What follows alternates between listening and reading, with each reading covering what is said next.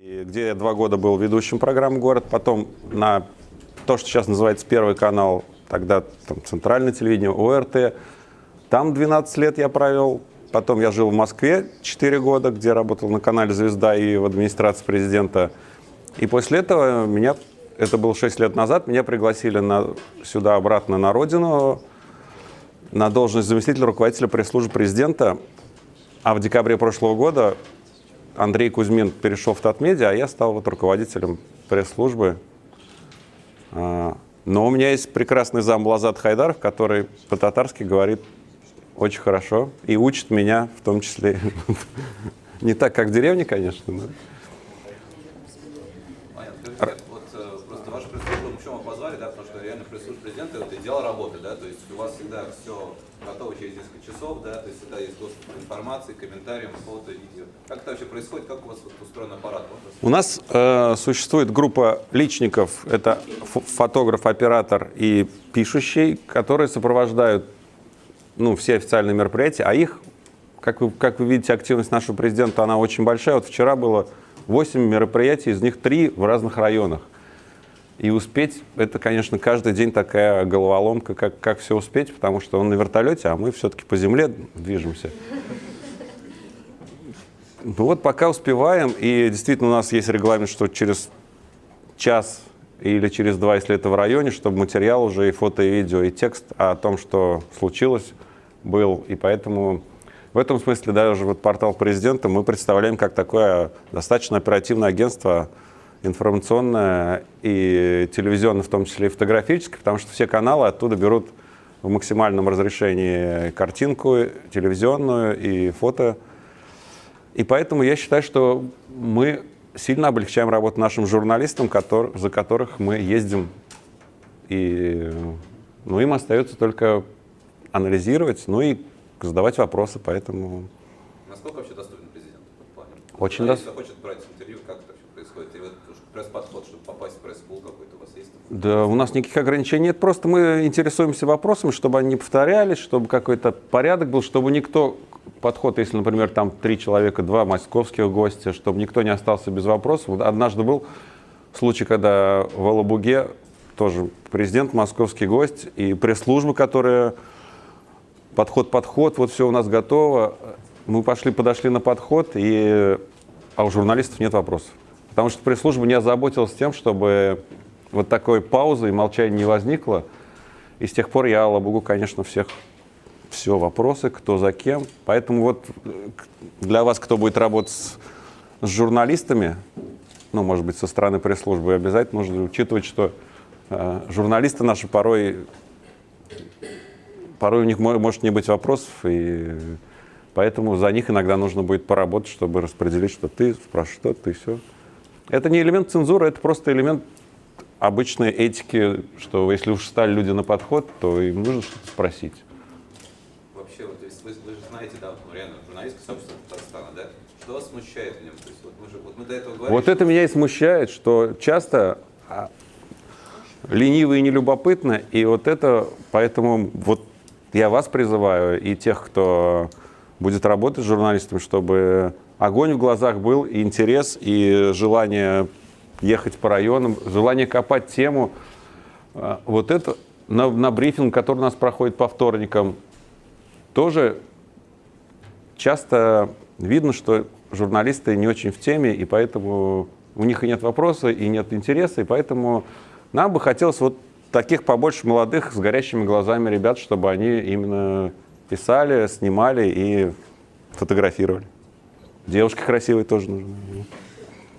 Да, вы будьте осторожны. Что еще видят? Я хотел знать вообще, насколько... И вопрос в чем?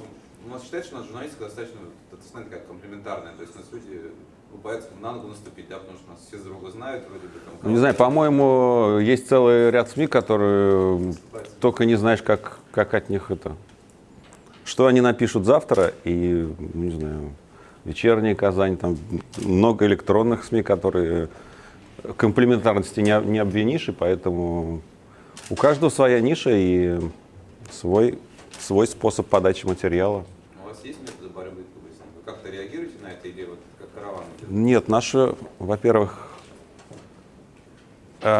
Но я считаю, что лучший способ – это просто общаться и находить общий язык с любой аудиторией, с оппозиционной прессой и с государственной. Просто когда ты смотришь в глаза и находишь какие-то точки соприкосновения, то понимаешь, что мы не враги, и что мы не противники, что нам есть какое-то что-то общее, от чего можем отталкиваться и работать над этим. И поэтому пусть цветут все цветы. А кто несет ответственность за информацию? Давайте я задам, а потом вы зададите. Просто вот я знаю, что вот раньше как было, то есть нужно же, чтобы все были довольны текстом, потому что этот текст спускается с таких полного президентского величия. Нет, какой текст спускается? Вот вчера была встреча с предпринимателями. Президент вообще был крайне откровенен, и все СМИ это снимали, и все это вынесли в заголовки, что президент против того, чтобы ограничивали навоз в законодатели российские, что это глупость. Но это действительно так. То есть тут, мне кажется, у нас к президенту не может быть вопрос по поводу его откровенности и что спускается. То, что он, что происходит, то, что он говорит, это все же слышат, это никак нельзя порезать. То есть насколько, почему так быстро у вас все пишется? То есть реально, получается, у вас нет никакого утверждения, или вот лично кто-то один отвечает за это? Но если что, крайне буду я.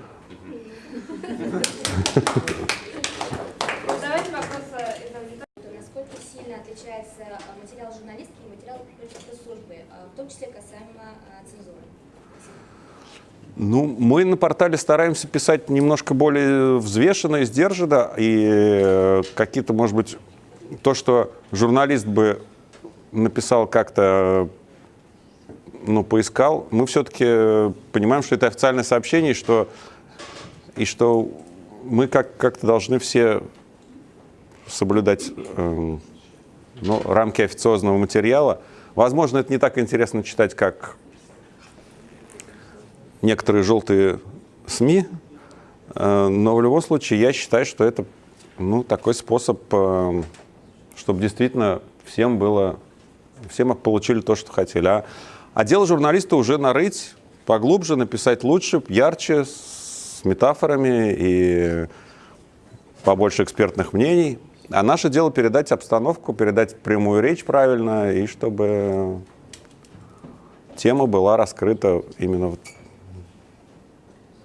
Как-то передать этот опыт? Потому что у нас есть министерство, например, да, они работают, некоторые достаточно прилично, некоторые достаточно плохо. Да, мы с марта месяца еженедельно у нас проходит школа для пресс-служб совместно с Казанским университетом. Мы собираем, и там лекторы интересные, которые все рассказывают. И элементы общения, и коммуникации, и какой-то негатив. В общем, за пресс-службы министерств и ведомств мы взялись и еженедельно с ними учебу проводим.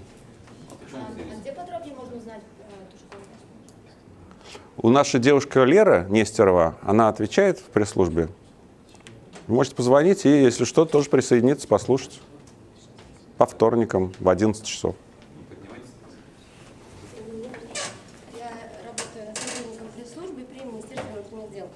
У меня вопрос такой, продолжение темы. Был ли какой-нибудь такой громкий момент, когда вы дали свой официоз? Я так понимаю, что это должно быть четко, официально и кратко.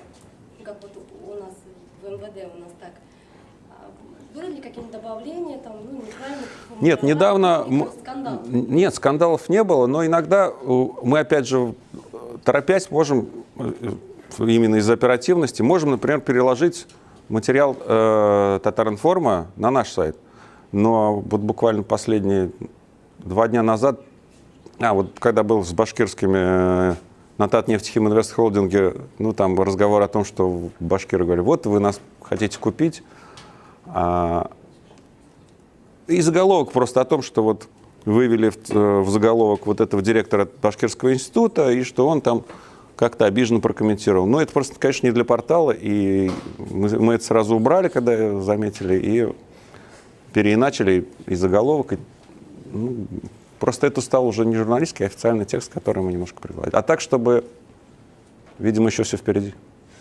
Ничего не будет плохого. Вы сами стали же пиарщиком, у вас журналистский опыт, да, и вы как бы человек, который, естественно, не писал для изданий. Я бы не назвал это, что я стал пиарщиком, но я стал, конечно, взгляд у меня сильно расширился от того, что был журналистский, когда ты смотришь только с одной стороны, и когда ты теперь уже, тебе нужно находиться с обеих сторон баррикад и понимать интересы журналиста, потому что они, несомненно, важны, и он должен добраться до спикера и получить информацию. Но и интересы государства, где тоже может быть разные, и поэтому стараюсь максимально учитывать.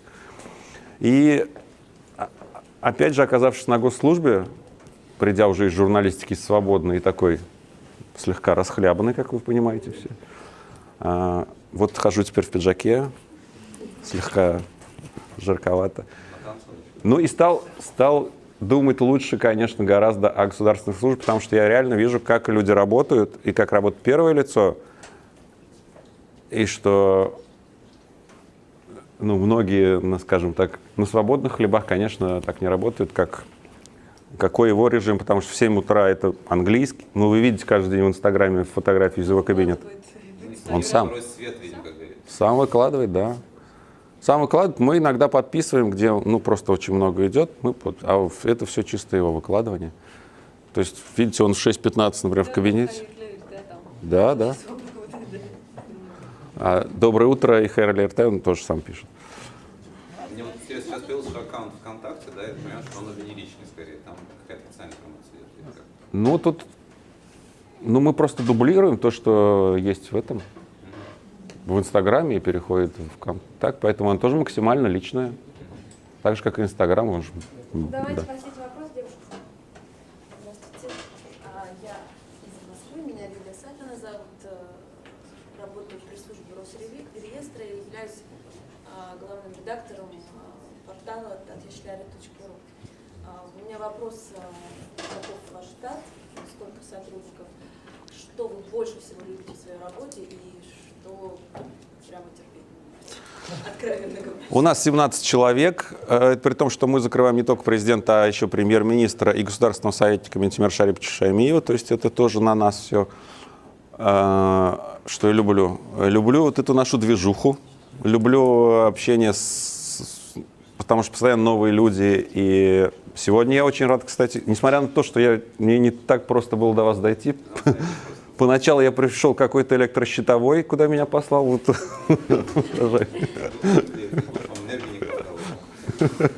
Да, я зарядился. Так что вот это мне по-прежнему очень нравится, и я думаю, что после журналистики мне будет скучно, оказывается, совсем нет, и движение тут гораздо больше, и когда 3 района в день, то ты понимаешь, что ты видишь очень много зарубежные поездки, где, конечно, ты тоже, там они связаны с какими-то очень деловыми встречами, бизнес-форумами Татарстан и тот регион, куда мы приехали. Но, тем не менее, все равно это так расширяет сознание, чего я, в общем-то, всем вам тоже желаю. Если будет какой-то интерес к пресс-службе, приходите, мы, может быть, как-то поволонтерствуем. Опять же, с татарским. Нам важно. У нас всегда интерес есть, я делегат и журналист. По желанию у меня, как журналист и делегат, обычно с президентом встречи бывают редактора, главные редактора. Нет, не редактора. И плюс еще большинство государственные редактора или журналисты. А есть возможность, сегодня собрали и Матбулатру, и Татар-Туда, и Татар-Информ, разные СМИ, и государственные, негосударственные, вы государственные личности. А есть возможность собрать разные СМИ, какую-то пресс-конференцию. Допустим, в прошлом году было в «Пирамиде», да? Да, в конце года было, да. Да. Вот такой формат. Это возможно? Есть он возможен. Во-первых, он проходит, как сейчас проходит. Журналисты пула, перед праздником, например, 8 марта, это те, кто с ним ездит по полям, и всегда все пишут там, и государственные, и негосударственные, и федеральные, человек 25-30, которые всегда рядом. Мы за столом собираемся и просто вот так разговариваем. Те, о ком вы говорите, это в рамках блогеров, скажем, встречать совершенно тоже неформально. Не форум блогеров был, где... И вот то, что в конце года, мы, конечно, об этом думаем, чтобы все могли оказаться, чтобы зал не был ограничен. Мы думаем над этой формой, и, конечно, она будет. Просто редакторы же, они такие люди занятые, а журналисты же копают. Когда копаешь, там уже вопросов много. А редакторы, они заняты тиражем, какими-то там важными Нет, государственными делами? лично я тоже за тех, кто пишет, за тех, кто в полях. Поэтому с редакторами что-то при мне и не было встреч. Были вот именно только с пишущими и снимающими. Такой вопрос. Но мы вас тоже А вы услышали. не сказали, в чем вам не нравится работа? Такого нету. Вот если взять, у нас двуязычная республика, есть татароязычная журналистика, есть русскоязычная. Как-то можете сравнить, в чем плюсы первый и второй, как они вообще реально различаются, или кроме естественно языка?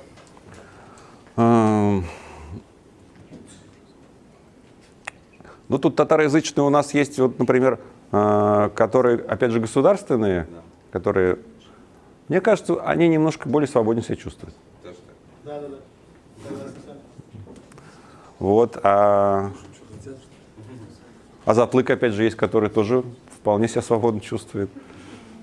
И вот в этом смысле я считаю, что как-то такой маневр для татароязычных журналистов. Татароязычные как бы они проще, да? Да, Позволить себе больше, да? да. Учите по-татарски. Хорошо, спасибо большое. Если у кого-то есть вопросы, давайте. У вас особый переводчик. Блогеров. Да. Его отношение к блогерам, это я к тому, сегодня у нас будет блогер Нияз. Ага. Я писал в Кукмар. своем блоге, что в Татарстане нет блогеров. Мне интересно мнение, и ребятам тоже будет мнение. Как относится президент Татарстана к блогерам? Татарстанский, не татарстанский. А вы считаете, у нас есть блогеры, да? Нияз Латыпов? Он к ним относится... Вот по уровню федерального у нас Нияз Латыпов и Нияз из Кукмара. Кукмар, который 5. Да. Я тоже... Я еще знаю несколько блогеров татарских, которые живут, не знаю. И это я к тому, чтобы мы мечтаем в Конгрессе татар с молодежью собрать форум татарских блогеров и про татарстанских блогеров. Если то, что нас интересует, это было бы интересно. Можно эту работу начать сегодня. Я согласен, потому что он ведь одним из первых, в общем, сам в блогосферу вышел. Сначала в Твиттер, потом вот Инстаграм с контактом. И, как, опять же, процитирую его, что, конечно, как он, Рустам Маргариевич, сказал, что если бы я знал, что это так, я бы, может, и не ввязывался, да. Но теперь уж раз связался, и 154 тысячи подписчиков в Инстаграме, это уже такая ответственность, и это уже такая обратная связь, поэтому отношение его к социальным сетям очень уважительное, потому что он оттуда реально получает информацию, на которую потом расходятся поручения.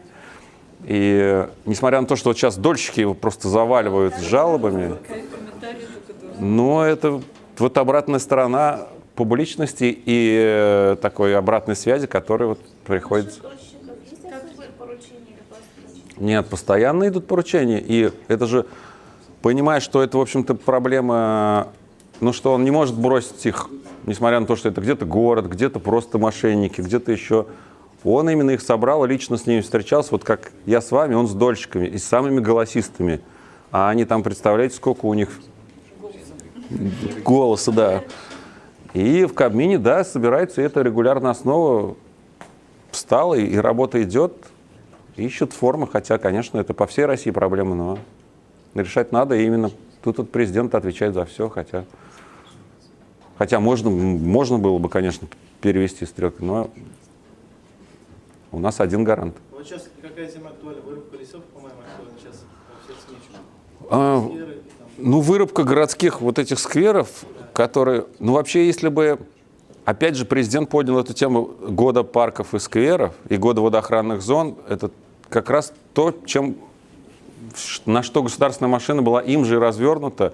И поэтому то, что раньше даже никто бы не заметил, сейчас 3 дерева около МКДЦ, ну, может быть, не 3, сколько там, 3,5 гектара, это, конечно, уже всех заточено, всем по сердцу, что как так. И, конечно, он, ну, буквально на днях вручил, что, во-первых, вырубка деревьев не должна вот так как-то без обсуждения, во-вторых, должно быть объяснение, и, в-третьих, лучше это делать, конечно, осенью, когда вот идет естественный замен, когда ты можешь сразу же посадить взамен вырубленного, и чтобы на пустом месте напряжение не создавалось, потому что это иногда просто какой-то синдром исполнители, которые, как с Ивой в этом парке Урицкого. Ну, да, в последнее время тема вырубки деревьев очень горяча. Вот национальные вопросы, вопрос Ермака там, и Екатерины II до вас дошли, да? Ну, мы, конечно, читаем и докладываем. В общем, конечно, президент в курсе всего этого. Какая реакция президента насчет Ермака?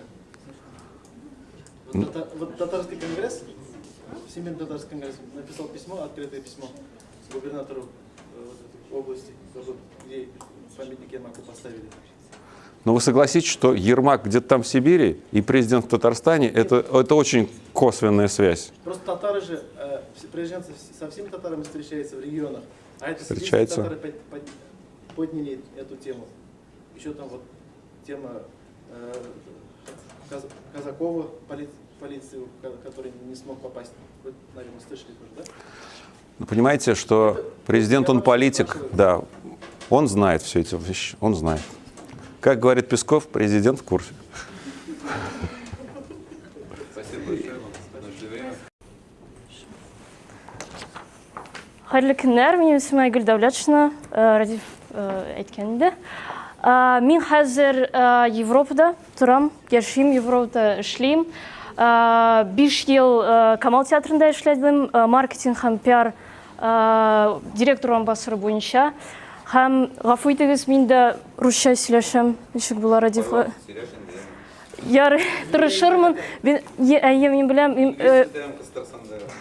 инглишчә хәзер миңа немножко easier to talk, легче немножко говорить. Гафу итегез, чөнки практика минем хәзер юк татар теленең хәзер.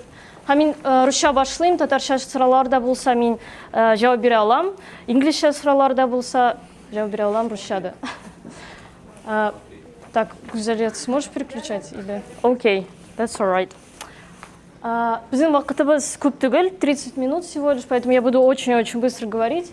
Радиф, конечно, сказал, что в принципе теорию какую-то особо давать не нужно, да? Но все-таки я думаю, что надо обозначить такой момент, что такое все-таки пиар. Какие у вас вообще мнения и что вы думаете? Интересна ли вам вообще эта связь с общественностью? Ну, если вы в этой группе, наверное, интересно. Что такое пиар? Что? Можно следующую папку, да, следующий файл. Вот по-татарски здесь написано, вы можете прочитать, но это мое мнение, практика, так как я не профессор, не преподаватель, и вот выявила такое определение связи с общественностью, это управление потоками информации, которые находятся между вашей организацией и между вашими аудиториями.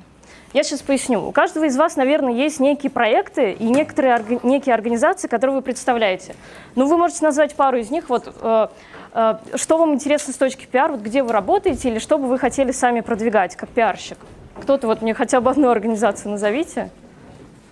Молодежная организация. Простите. Извините. Общественная организация у вас? Молодежная. Мы проводим разные проекты, которые мы хотим, чтобы нас знали, чтобы то есть, работали эффективно, реализовывали наши проекты. У вас какая организация? У нас также общественная организация. Мы работаем именно над сохранением национальной культуры, быта, самобытности своего народа. И наша задача на данный момент состоит, чтобы представить. То есть есть другие, более модные вещи. У нас это очень модно, благодаря, вот, поэтому у вас тоже, наверное, будет модно. То есть у вас есть некоторые организации, у вас есть потоки информации, которые исходят и от вас, и от вашей аудитории. То есть у вас идет поток информации, что якобы это не модно, да? У вас тоже какой-то свой поток информации, что от аудитории, что об этом не знают, например, а от вашей организации поток информации о том, что вы есть, вы хотите проводить какие-то события, приходите, от вас вот такая информация идет. И вы пиарщик у организации, да, имнахим кеше, шушы яктан. Чөнки сез бөтен бу мәгълүмати хәрәкәтләрне идарә итәсез. Бу сезнең функция. Шуңа күрә сезнең руководство өчен, босслар өчен сез иң мөһим кеше. Һәм бу мәгълүмати хәрәкәтләрне ничек идарә итәргә, мин сезгә бер-ике сүздә сөйләрмен. Һәм затем покажу на примерах, и вы можете задавать вопросы, потому что, скорее всего, ничего не будет понятно. Можно следующий. Для того, чтобы эти потоки информации, которые исходят от вас, от вашей организации, как-то интегрировать и донести до аудитории, у вас есть каналы коммуникации. Это немножко сложное слово, поэтому я даже не перевела это на татарский. Я не знаю, как это красиво перевести. Но что такое каналы коммуникации, мы на следующем слайде можем увидеть. Это очень мелко, но я рекомендую каждому, кто будет заниматься пиар, завтра в своей группе, насколько я знаю, у вас будут завтра такие проектные работы, каждый, кто будет заниматься пиар, запишите это, сфотографируйте или запомните. То есть, например, вы можете передавать информацию через такие каналы коммуникации, как интернет, медиа, СМИ. Целый день вы будете сегодня встречаться с представителями СМИ. Кто-то так замечательно спит там на предпоследнем ряду. Ну, потом Ты же кламысить, ты ему приснишься потом. Это очень приятно. СМИ — это тоже канал коммуникации, то есть канал... А понятно, что такое канал коммуникации? То есть канал или особое направление, через которое вы передаете информацию. Следующая реклама всем известна. Четвертое специальное мероприятие, например, форум татарской молодежи или Акыл Фабрикасы. Это специальное мероприятие Международного форума молодежи во главе с Табрисом Яруллиным. Затем печатная продукция. Вся она тоже у вас здесь в руках есть, наверное, в раздатке, да? И нестандартные коммуникации, мы о них поговорим позже. Вы можете это запомнить, или мы к этому вернемся, будете задавать вопросы на эту тему, если вам это, в принципе, интересно. Но в рамках получаса об этом сложно сейчас рассказать. Я вам об этом расскажу на примерах. Я думаю, можно на следующий и на следующий. Об этом тоже очень сложно говорить, но пиарщик на самом деле это не столько креативщик, то есть, наверное, ассоциация с пиарщиком — это какой-то такой очень креативный человек, который целый день тусует, у него все так очень интересно и весело, но... 99 франков. Да, 99 франков, но, хотя там рекламщик, конечно, но вот ассоциация такая, что он получает некие вдохновения откуда-то из наркотиков, чуть ли не так, да, как 99 франков, но на самом деле все не так.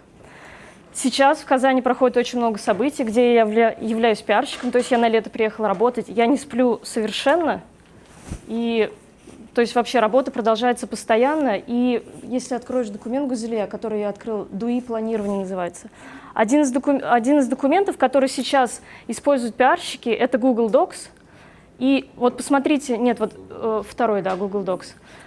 Это документ в Excel, который составляет в себе, не знаю, 7 вкладок, и все это документ одного пиарщика. Потому что пиарщик — это человек, который занимается муторной и скучной подчас, и очень такой дотошной работой. То есть вам нужно все планировать очень четко в соответствии с этими каналами коммуникации. Там, наверное, ничего не видно, да, но я просто хотела произвести впечатление, показать, сколько там внизу вкладок. То есть вы можете посмотреть, что там есть отдельная вкладка по СМИ, то есть там написано, что вы конкретно делаете по СМИ.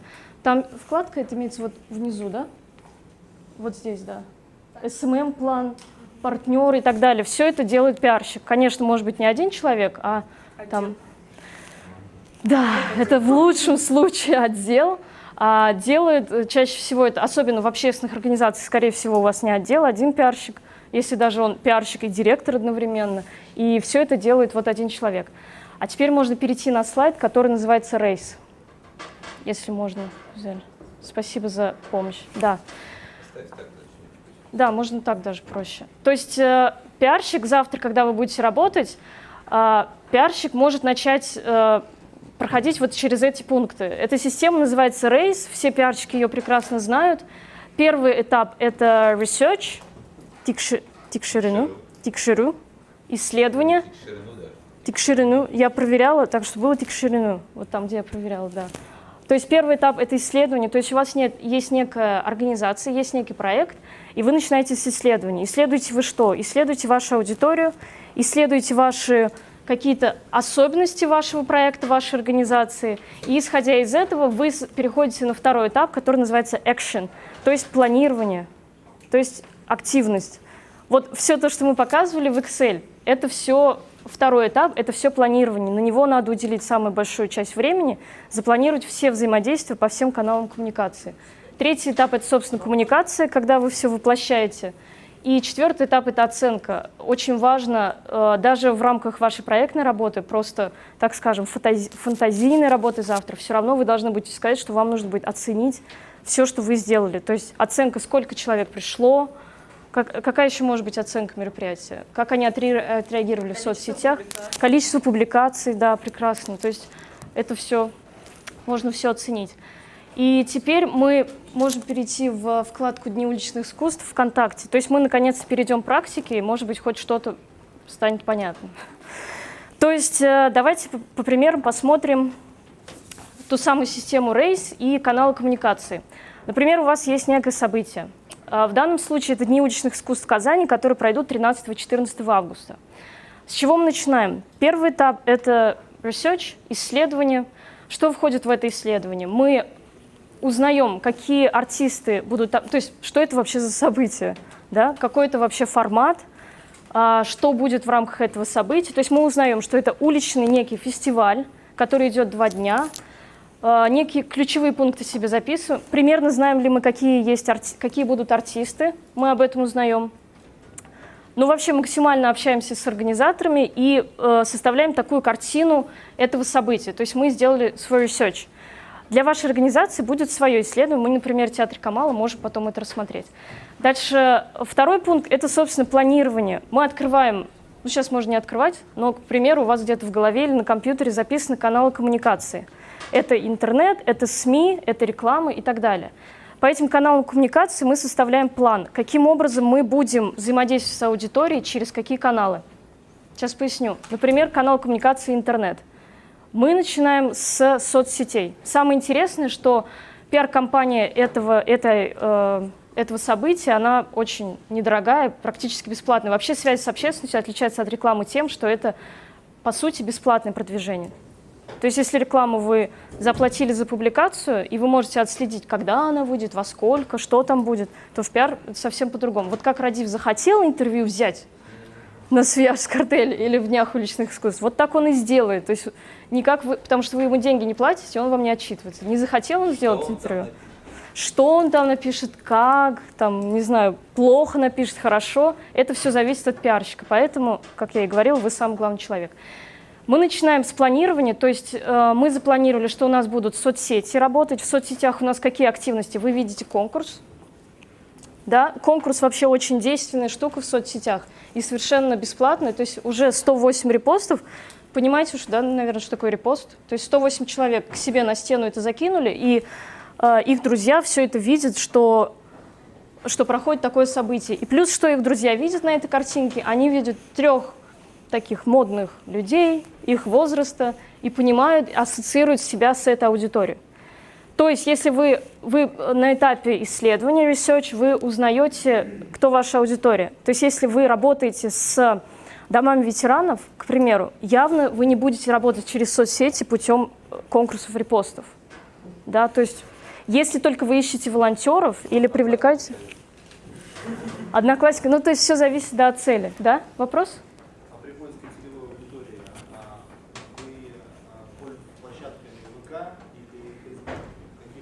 Имеете в виду перекоммуникации с аудиторией, да? Угу.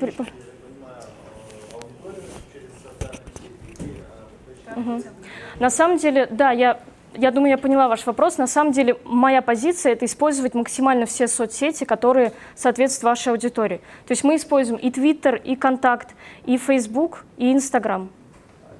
Нет. А все зависит от события.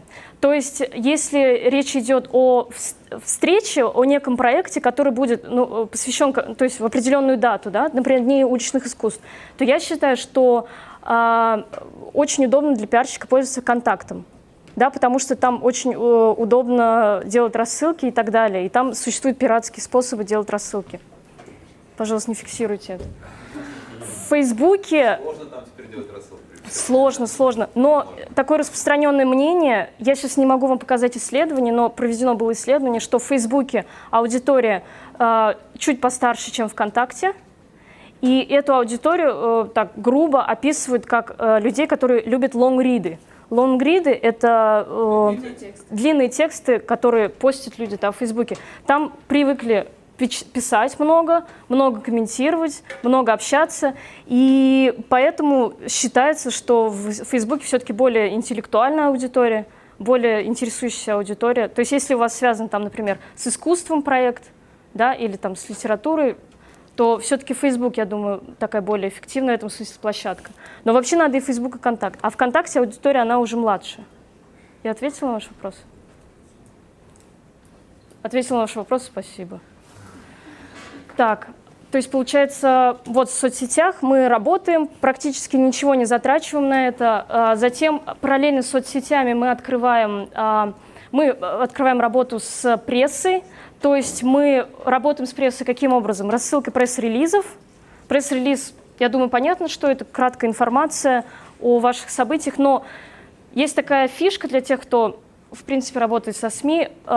Вы не обязаны рассылать один пресс-релиз о вашем событии. То есть, например, у вас событие начинается через месяц, вы не обязательно рассылать один пресс-релиз, будет такое-то событие. Вы можете рассылать несколько пресс-релизов, так как у вас появляется больше и больше информации. Я не знаю, в последнее время, конечно, журналистов немножко это достает, когда рассылают много релизов, но зато они какой-то да напечатают. То есть для чего мы рассылаем пресс-релиз? Чтобы журналисты, во-первых, получали информацию, знали об этом, во-вторых, чтобы они публиковали у себя это в СМИ, в своем издании. И СМИ, и соцсети, как вы видите, абсолютно бесплатные платформы, там есть свои нюансы. Вот. Следующий, то есть там на самом деле много запланировано в отношении Дня уличных искусств. И полиграфии, то есть мы напечатали множество листовок. В СМИ, кстати, очень важный момент – это партнерство. То есть вы можете становиться информационными партнерами с некими важными для вас изданиями. Понятно я пока сейчас говорю, Радив? Если что, можно меня останавливать, да. Партнерство, само слово, понятно. Например, я буду с вами партнером. Вы мне будете нечто предоставлять, там, например, ваш блокнот, но я вам за это должна буду что-то отдать, например, ручку. Вообще грубо. Или написать, что там в блокноте, отдать, да, или почему, дать мой автограф и вернуть этот блокнот. К примеру, поэтому со СМИ, с партнерами вы придумываете, что вы, например, хотите от журнала «Собака» в Казани, предлагаете это главному редактору или тому человеку, который отвечает за это, предлагаете некий ряд публикаций, которые вы хотите от СМИ, и отвечаете, что вы взамен дадите этому журналу и так далее. Здесь, к сожалению, на логотипе, на иконке этой группы нет логотипов наших информпартнеров, но здесь партнеры другие размещены. То есть вы можете в ответ, например, размещать логотипы этих информпартнеров. Не только информпартнеры, есть просто там партнериться вообще с кем угодно. Да, вот я хотела тоже к этому перейти. Например, вы напечатали полиграфию в виде листовок. Мы поняли, что если Дни уличных искусств Казани, они проходят по всему городу, нужно донести это и до туристов, и вообще до всех вольно гуляющих по городу.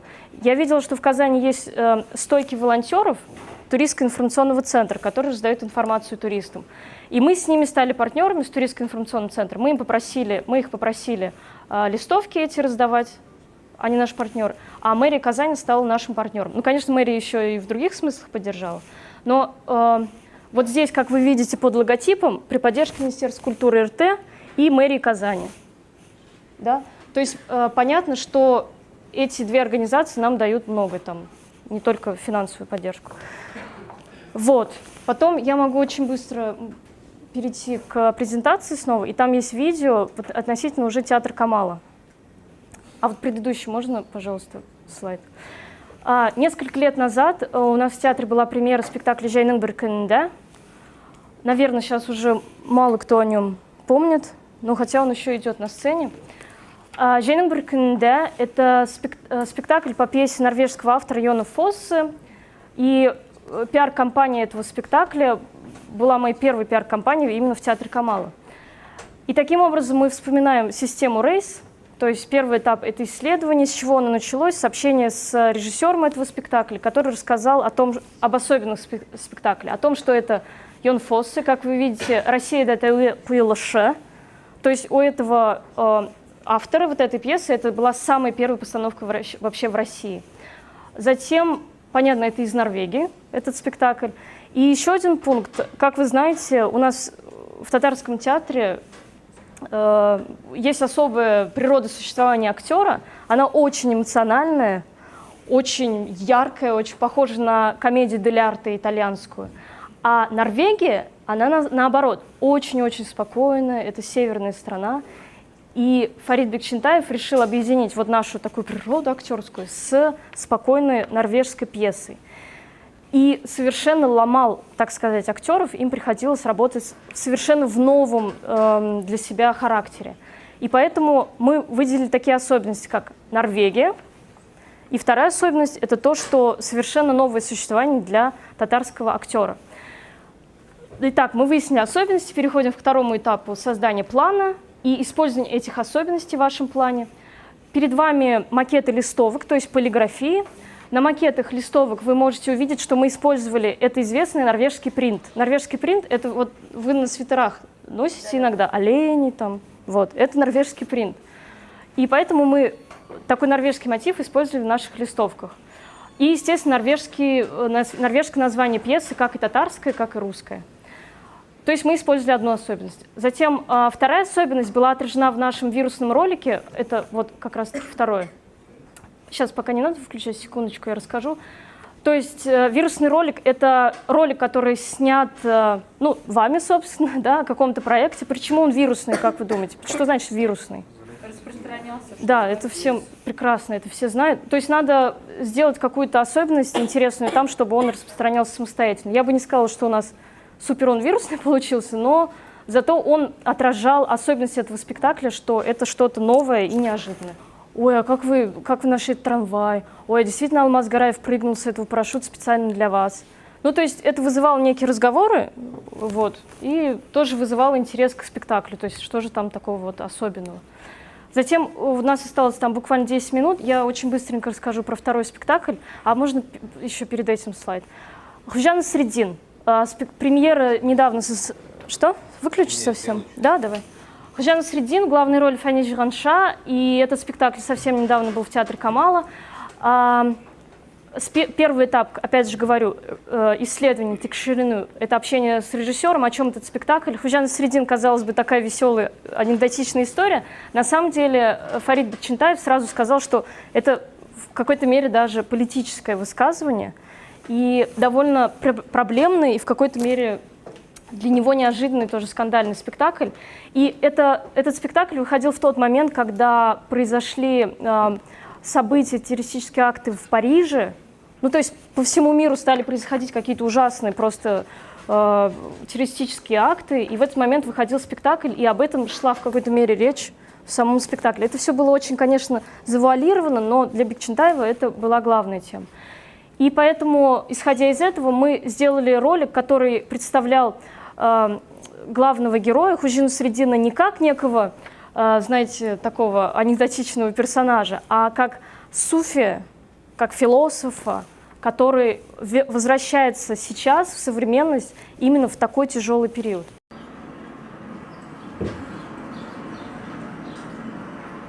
Ну, там видео длинное, можем, в принципе, закончить.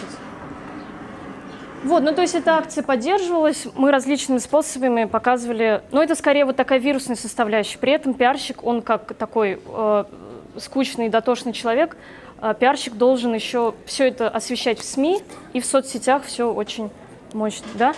Я посмотрел, ваши ролики очень похожи на новое современное направление, как хаос, то есть это немножко, так скажем, как новое направление, это психологическое воздействие на человека образно. То есть человек не совсем понимает, что это, но если, допустим, это привлекло ваше внимание, буквально там на 5 секунд, все, дальше идет, начинает смотреть. То есть хотелось бы узнать, я и психология, они же как бы очень связаны. Да, на самом деле. Да, спасибо большое за вопрос. Мы изучали на пиар-факультете такое направление НЛП, нейролингвистическое программирование, но на самом деле пиар это вообще не то. НЛП это когда вы используете, да. Я думаю, что эмоциональное. Я думаю, что скорее эмоциональное, то есть вы выбираете некие мотивы, ну, от этого никуда не деться, все люди, каждого человека подействуют некие особые такие мотивы, которыми их руководят, ценности, да. Там же есть пирамида ценностей, да, по Маслоу и так далее. То есть это эмоциональное влияние там, с точки зрения любовь, какие еще у нас там есть, да, потребности, еда, сон и другие физиологические потребности, о которых я не буду озвучивать. Вот, поэтому, да, действительно, а как их еще не использовать-то, да? Еще один вопрос. А пиарщики каким образом определяют эффективность просмотра роликов? Если это мероприятие, количество потраченных денег, количество пришедших людей, либо количество проинформированных людей, да? Как вы определяете какой KPI? На самом деле, естественно, количество просмотров, оно тоже имеет место быть. С другой стороны, вы должны будете понимать, то есть цель вашей пиар-компании. То есть, например, в театре и вообще в театральной сфере количество просмотров даже там до 500 или там до 1000, это считается большим успехом. Да, потому что здесь не создавались еще такие вот вирусные ролики, и они не должны, наверное, создаваться в театре, потому что такая специфика, нужно быть где-то всегда на грани искусства, понимаете, и на грани вот этих вот вирусных роликов, которые люди бы себе скачивали, где там... Что?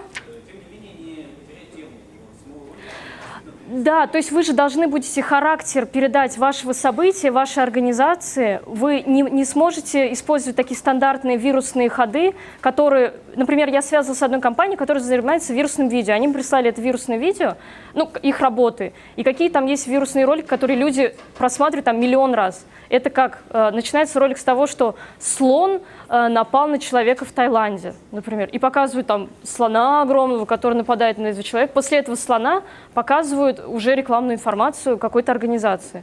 А ролик называется «Слон напал на россиянина в Таиланде». То есть человек себе это, конечно, скачает, но, наверное, потом он будет очень злиться, что не соответствует информация тому, что на видео, и тому, что в итоге ему всучили, так сказать, да, некую коммерческую информацию. У нас же была система другая, нам надо было передать характер этого спектакля, и для нас был успехом даже то, что 1500 человек посмотрели этот ролик, плюс это видео было на сайте, и оно было в описании спектакля, то есть человек посмотрел описание спектакля, он посмотрел видео и уже понимает, что это такое. С просмотрами очень легко. Посмотрел счетчик. Да, да. С мероприятиями как? Да, смотрите. Да. Не на все снимаешь ролики. Понимаю. Каналов, да, с которыми вы работаете. Как вы отчитываетесь перед заказчиком? Последний раз я отчитывалась перед заказчиком путем вычисления количества человек. Ну, понятно, пришли на спектакль, но где-то у нас бесплатный вход был на мероприятии. Нельзя было по головам всегда посчитать. У нас есть такая платформа TimePad. На таймпаде мы объявляем регистрацию людей на какое-то мероприятие, и мы можем посмотреть количество зарегистрированных человек, во-первых, да, то есть это тоже цифра, которой вы можете отчитаться перед заказчиком. Вы хотя бы кивните, если вы понимаете таймпад. Нет, я понимаю, что программный продукт есть. Нет, это сайт такой. Это такой сайт для регистрации. Вы можете даже записать и забить это где-то в Google, Яндекс, потому что там вам выйдет все описание. Потом в таймпад человек, когда регистрируется на мероприятии, он оставляет свою электронную почту. После этого вы можете сделать рассылку, желательно один раз по всем этим электронным адресам, и в рассылке прямо спросить, вам понравилось, как вам результат, и это тоже будет то, чем вы можете отчитаться перед руководством. Помимо количества билетов, помимо количества регистраций, помимо количества человек в вашей группе в соцсетях, это очень важно. Количество человек, которые в вашу группу вступили или вступили в вашу встречу, это же тоже цифры. Где ботов? В Фейсбуке, например, ботов нет. И ВКонтакте сейчас максимально работают тоже над этим. Но дело в том, что, сейчас я договорю, например, SMM-специалисты сейчас, некоторые, не сейчас, а вот какое-то время назад работали через этих ботов, и им самое главное было накрутить аудиторию. Но пиарщики, они не идиоты, так же, как и начальники. Они заходят в эту аудиторию и смотрят, это ваша аудитория или нет. То есть нам, например, Дни уличных искусств в Казани, нет, это плохой пример. Например, клиника Нуриев, да, моя подруга пиарщик, она заходит, и она СММщику сказала главную цель: мне нужна казанская аудитория. Она заходит, а там откуда-то посетители из Новосибирска, откуда из США, но это не наша аудитория, поэтому вы можете это оценить. И если делать это все органическим путем, органичным, да, приглашением людей на встречу, то у вас не будет лишней аудитории. Ну, будет, конечно, ну, да. Еще вопрос. Вы ведете статистику, и хотелось бы узнать, насколько эффективным является спам и как вообще люди к нему относятся. То есть бывает такое, что люди... Вот вы сейчас сказали, и уже это ответ на ваш вопрос. Очень негативное отношение. Даже если красивая реклама, все остальное, если на каждом углу идет... Немножко не понимаю. Спам это, например... Можно я отвечу? Есть такая категория людей, на самом деле, ну, вот аудитория она разная, да, есть такая вещь, называется, они recreational, они любят отдыхать. Им нужно что-то громкое, ну, скажем, чтобы нужен Салават Фатхетдинов выступал около Камалской театра и пел свои лучшие песни, да. Я туда не пойду. Вы, возможно, не пойдете, а другие люди пойдут. Да, вот спам порой на таких людей воздействует, но это какая-то другая аудитория. Не знаю. Театральная аудитория, скорее всего, это не та аудитория. Нет, я на самом деле вообще против этого. То есть спам – это рассылка, которая приходит, например, по электронке, да, которая приходит, вы на нее не подписывались, и вы не хотите вообще работать. Или спам, например, публикации в чужих группах где-то ВКонтакте, которые будут в любом случае удалены. Для этого лучше и эффективнее, даже если вы меньше аудитории охватите, но она вся будет ваша. Лучше спартнериться с какой-то группой, у которой у вас аудитория совпадает более-менее с вашим проектом, и попросить их размещать публикации о вас. Это не будет спам, это будет в теме этой аудитории и ваше продвижение, пиар. Давайте еще два вопроса. Тут вот еще вопрос был, да. Задайте вопрос отдельно. Меня зовут способы возможности применялись для продвижения. Да. Угу. Да, я понимаю ваш вопрос. Я думаю, что мы упустили в продвижении такой момент, как встречи с аудиторией и представление, собственно, Орхана Памука. То есть мы говорили, Орхан Памук, лауреат Нобелевской премии, это его один из самых знаменитых романов. Да, но наша аудитория не готова к такой литературе. Это современная литература, и этот текст пришелся по вкусу очень маленькой аудитории нашего театра. Да, и здесь действительно нужно было работать с аудиторией для того, чтобы рассказывать больше о самом Орхане Памуке и об этом романе. Мы же пошли с той стороны, что мы давили на само имя, пытались где-то выкладывать цитаты этого романа, но эти цитаты, они не отражали, естественно, сам текст, сложность действительно этого текста. И плюс мы давили на художественное оформление, которое было очень впечатляющее. Действительно, там было вообще на декорации потрачено очень много денег, и созданы просто потрясающие декорации, был свой хореограф, и наше видео к этому спектаклю, оно было основано на музыке к спектаклю, тоже композитор был приглашен, основано на оформлении художественном, и оно было очень-очень эффектным. Вот. То есть вот так мы пользовались, но в результате, да, у нас этот спектакль получился для некой такой избранной аудитории. Это в какой-то мере это и наша ошибка, что мы не работали, не рассказывали про этот спектакль много. Но, с другой стороны, спектакль признан был критиками не совсем удачным. То есть это тоже всегда работает на успех спектакля, на его зрительскую аудиторию. Менің тілегім шуны көрсетірге. Қазір медиа формат, егер журналист болсаңыз, сізге керек жазырға, газетларға, журналларға, интернет сайтларға мәңгілім. Сіз өзіңізге журналист бола аласыз. Чөнки қазіргі уақытта кіші тулысынша информацияға шумған, һәм ул бүтін жерде информацияны ізлей. Қазіргі уақытта теләсә кем информацияны тудыра ала, теләсә инде вакыйга турында сөйләргә, һәм аны кешеләргә җиткерергә була, теләсә инде информацияны өчен акча алырга була. Һәм теләсә инде информация коммуникация нигезенә әверелә. Хәзерге заманча информационный среда кулланучысы ул кулланучы кулында. Ягъни контентны үзегез тудырасыз. Без үзебез турында язабыз һәм үзебез шул турыда укыйбыз. Шуңа күрә хәзерге вакытта мин мәсәлән теге журналлардан, гәҗитләрдән башка ниндидер бер социаль челләрдә, мессенджерларда һәм башка форматларда иҗат итәм. Шуны әйтергә кирәк, мәсәлән, хәзерге вакытта 2015 елның азагына карасак, дөньяда 3 миллиард социаль челләрне кулланучылар кеше. Әйме? Һәм шуларның, белмим, яртысы аккаунтлары бар.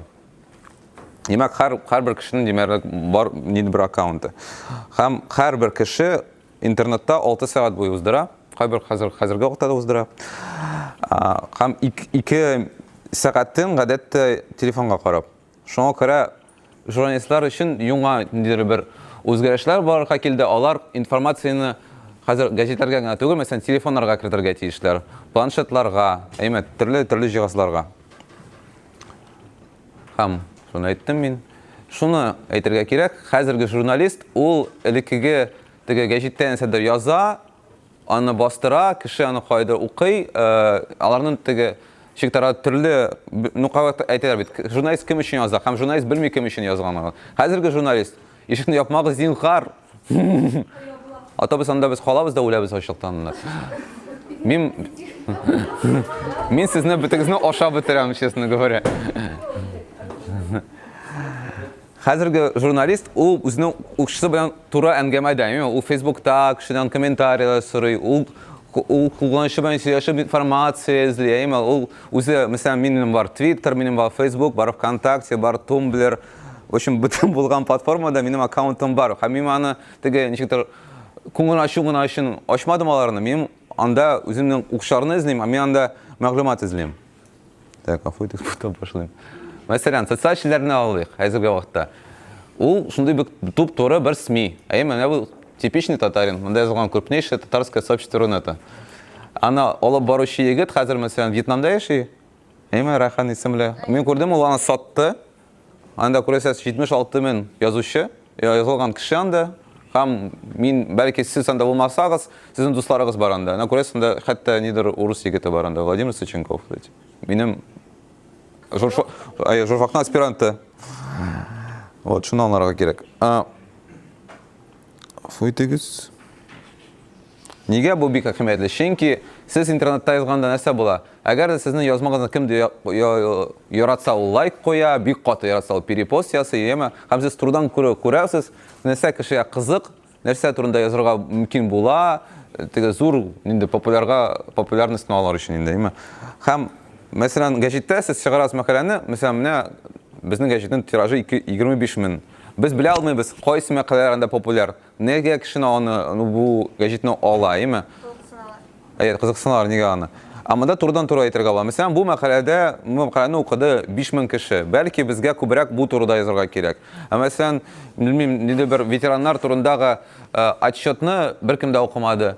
Бәлки ул бик социаль яктан бик теге әһәмиятле информация, ләкин бәлки кызык дип язылмаган. Бәлки ул сезнең бу аудитория өчен кызык түгел информация.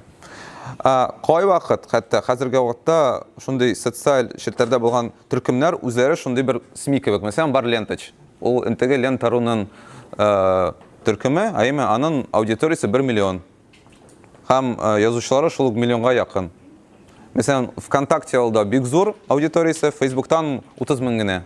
Әмма хәзерге вакытта, мәсәлән, Лентарунын редакторы алмашынгач, Лентач.ру үзе калды шундый бер СМИ кебек. Тагын бер әйбер кирәк. Мәсәлән, кай вакыт СМИ-ны тудыра нинди бер кеше бар, шундый актер, Эштон Кучер, бәлки кемдер белә аны.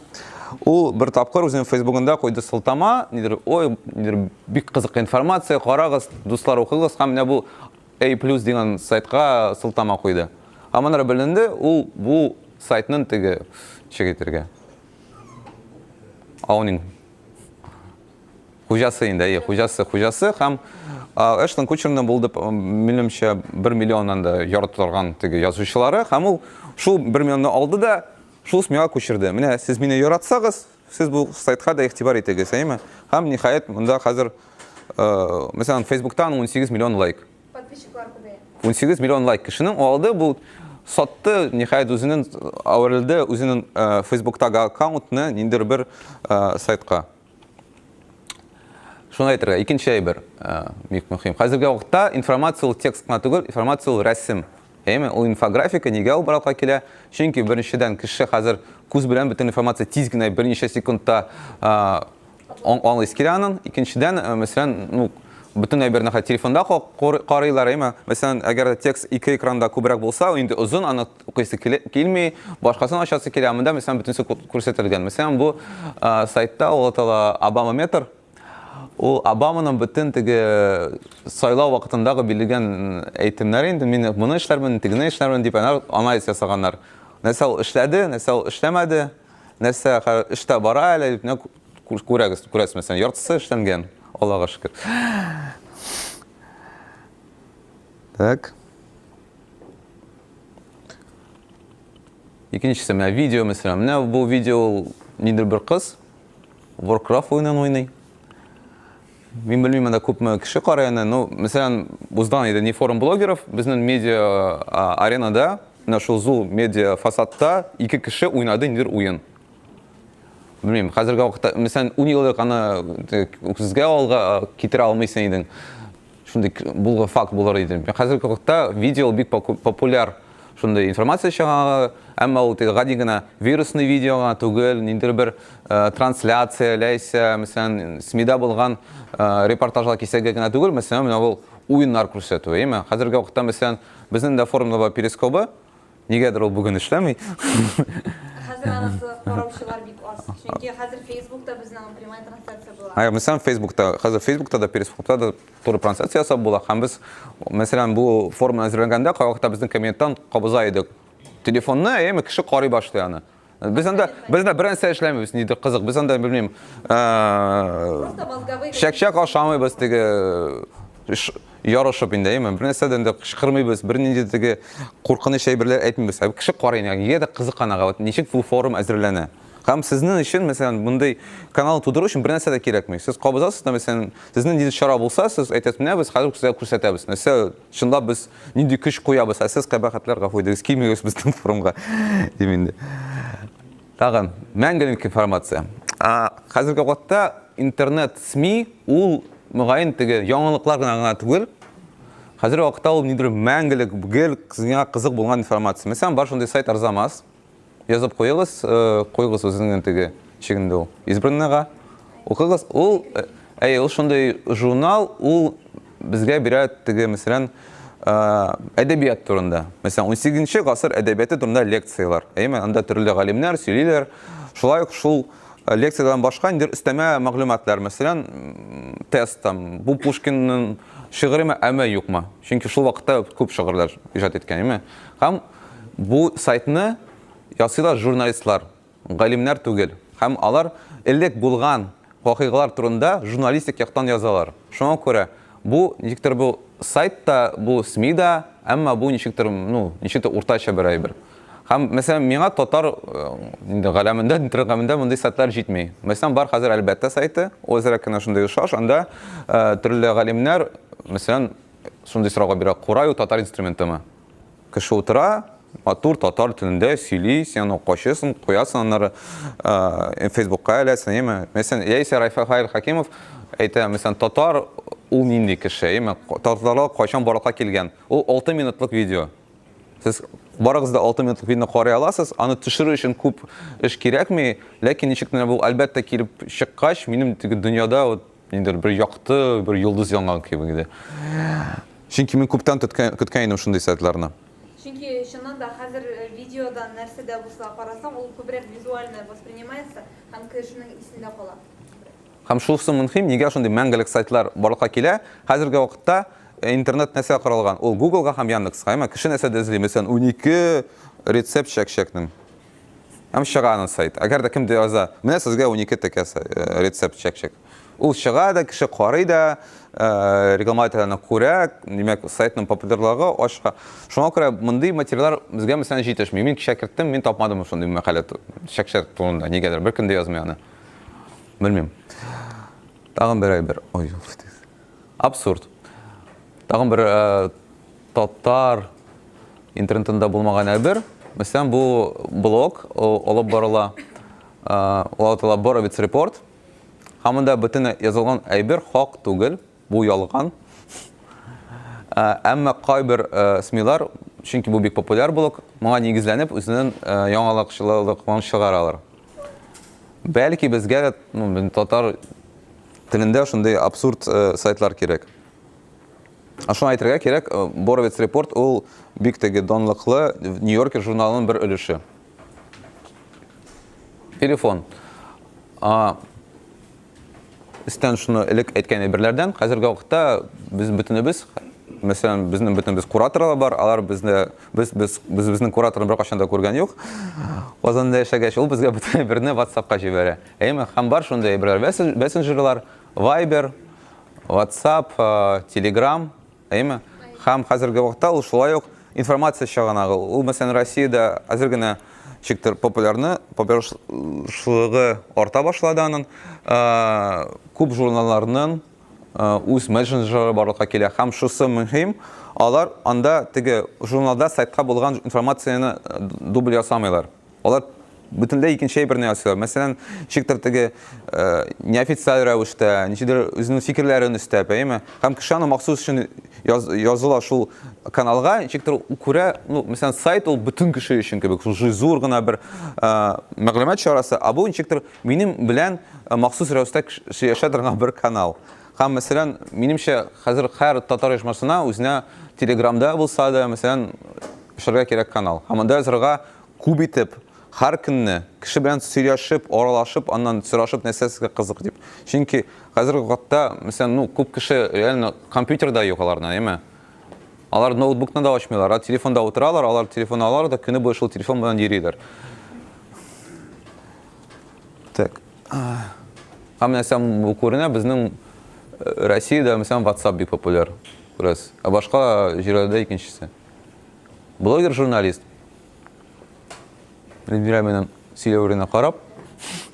Хәзер менә бу Oh My News International исемле сайт, аның бөтен контенты гади кешеләр белән язылган. Бу блогерлар инде, алар үзләре чыгаралар нидер мәгълүмат, үзенең фикерләрен язалар.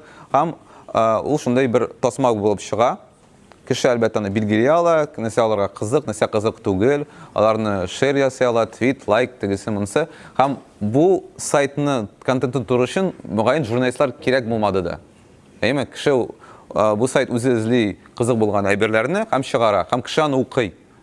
Әлбәттә бу информация кайвакыт тикшерелмәгән, әйме, моны чын журналистика дип әйтеп булмый кайвакыт, чөнки монда җитми кайвакыт теге фактлар, экспертлар, әмма кешегә кызык булгач, монда да чыгыра була. Һәм монда күрсәткән бит бу блогер. Бу мин теге үземне журналист дип атамыйм. Моңа ышанырга була, ышанмаска була. Ләкин сез миңа күз һәм кулак салыгыз дип. Һәм аннары бәлки бу информациягә низагъланып, ниндидер бер чын журналист, чын мәкалә язар, һәм беркем дә укымас. Small media. Бу соңгы өлеше хәзерге вакытта шундый бар тренд, кичкенә генә сайтлар, кичкенә генә журналлар, аның бер төре, мәсәлән, бер кеше чыгара аны. Мәсәлән, бу Олег Кашин, шундый бер данлыклы журналист бар безнең Россиядә.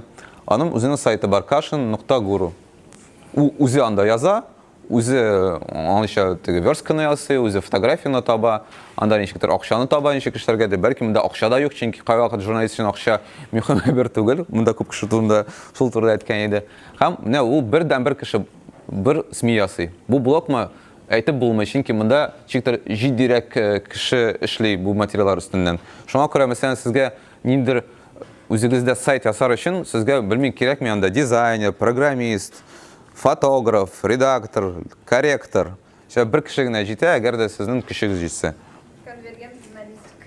Икенче тип, мәсәлән, ул бу да СМИ, ул атала Россия без нас, ягъни russiawithout.me. Бу хәзерге вакытта Россиядә төрле төбәкләрдә без белмәгән кешеләр турында. Мәсәлән, сибирский ковбой. То есть, нидер бер гади генә кешеләр бик теге хәтәр тормышлары белән күрсәтелә. Бу проект, гомумән, монда юк яңалыклар, монда юк нидер бер белгән кешеләр. Менә кешене бу нидер бер шәхес уйлаган, нигә без бу Россиянең ягы турында язмыйбыз. Бу шулай ук сайт, бу СМИ. Акча турында. Әйтер каян акча алырга?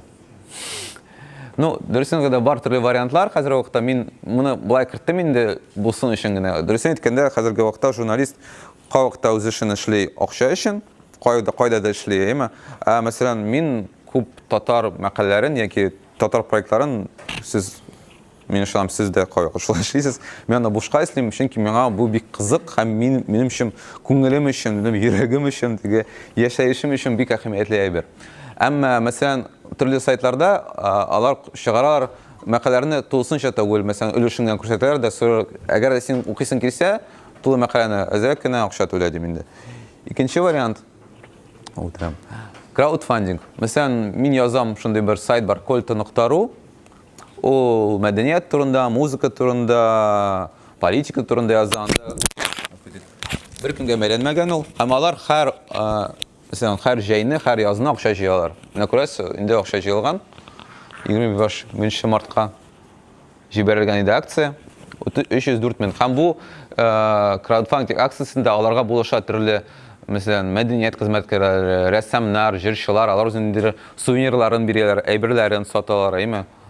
Теге кеше мәсәлән акча 100 мең бирсә, мәсәлән, син аласың Борис Гребенщиковтан махсус бер синең өчен концерт. Чөнки аның өчен бу сайт кызык, аның теләге бу сайт үссен дип. Һәм шуны әйтергә кирәк, минем дә акча бар җыйган шундый рәвештә, гадәттә мәсәлән 80% акчаны нидер 3-5 кеше бирә. Шуны аларга кирәк, һәм сез аларга икенчерәк карыйсыз, мәсәлән, алар нигезсез спонсорларга әйләнә. Сез аларга каршы мәкалә аза алырсызмы дип белмим әлбәттә, ләкин шуны бирергә кирәк. Әкият бу соңгы әйбер. Нинди генә платформада мәкаләләр чыкмасын, мессенджердамы, сайтлардамы, Facebook'тамы, нинди хәтәр инфографика булмасынларда. Әгәр дә кешегә менә бу әйбер турында укырга кызык булмаса, аны нинди дә яңа медиа форматлар коткара алмас. Рәхмәт. Булды. Кызлар, егетләр, минем исемем Данил. Мин сайтлар эшләү белән шөгыльләнәм. Сайтлар алып барабыз. Безнең берничә сайт бар. Утырыгыз инде, алайса ни түгел.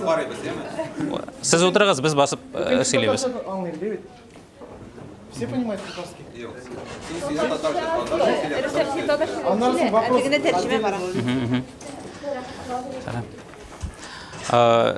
Бу яңа тема дип тәкъдим ителсә дә, бу чынлыкта яңа тема түгел. Бу менә Радиф сөйләгән теманың дәвамы. Без Рөстәм белән бергәләп сөйләрбез, чөнки сайтлар ясау өлкәсендә Рөстәмнең дә тәҗрибәсе зур. Бер-беребезне бәлки бүлдерә сөйләрбез, шулай бит. Аптырамагыз бүлдергәне безгә бер-беребезне.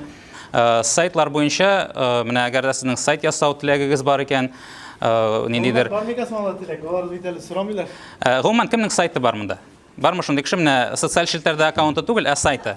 Кимендә 200 кеше караган. Бәлки оешмагызның сайты бар. Кимендә 200 кеше караган. Менә оешмаларның сайты. Минимум 200 человек. Менә бу бәлки безнең чыгыш эмас, сөйләү, бәлки сезгә бер этәргеч булыр үзегезнең сайтыгызны ясарга. Бәлки милли темага да түгел, бәлки хатын-кызлар сайты булырга мөмкин, шулай бит, ирләр сайты, балыкчылар сайты, спортчылар сайты, рецептлар сайты. Сез тизрәк ясарга менә ашыгабыз рецептны, кстати. Сиңа караганда без тизрәк. Менә ашыгасыз, Радиф тапмаган шәк-шәк рецептын менә әле генә сөйләде. Димәк, сез аны эшлисез, чыгара белмисез халыкка. Озын сүзнең кыскасы, менә Радиф әфәнде әйтте, без акча эшләргә омтылмыйбыз ди. Мин менә үзем өчен эшлим ул сайтны, миңа кирәк, милләт өчен сайт эшләргә дип. Мин һәр вакытта да әйтәм, бөтен милли проектларда максималь дәрәҗәдә акча эшли торганга әверелдерелергә кирәк.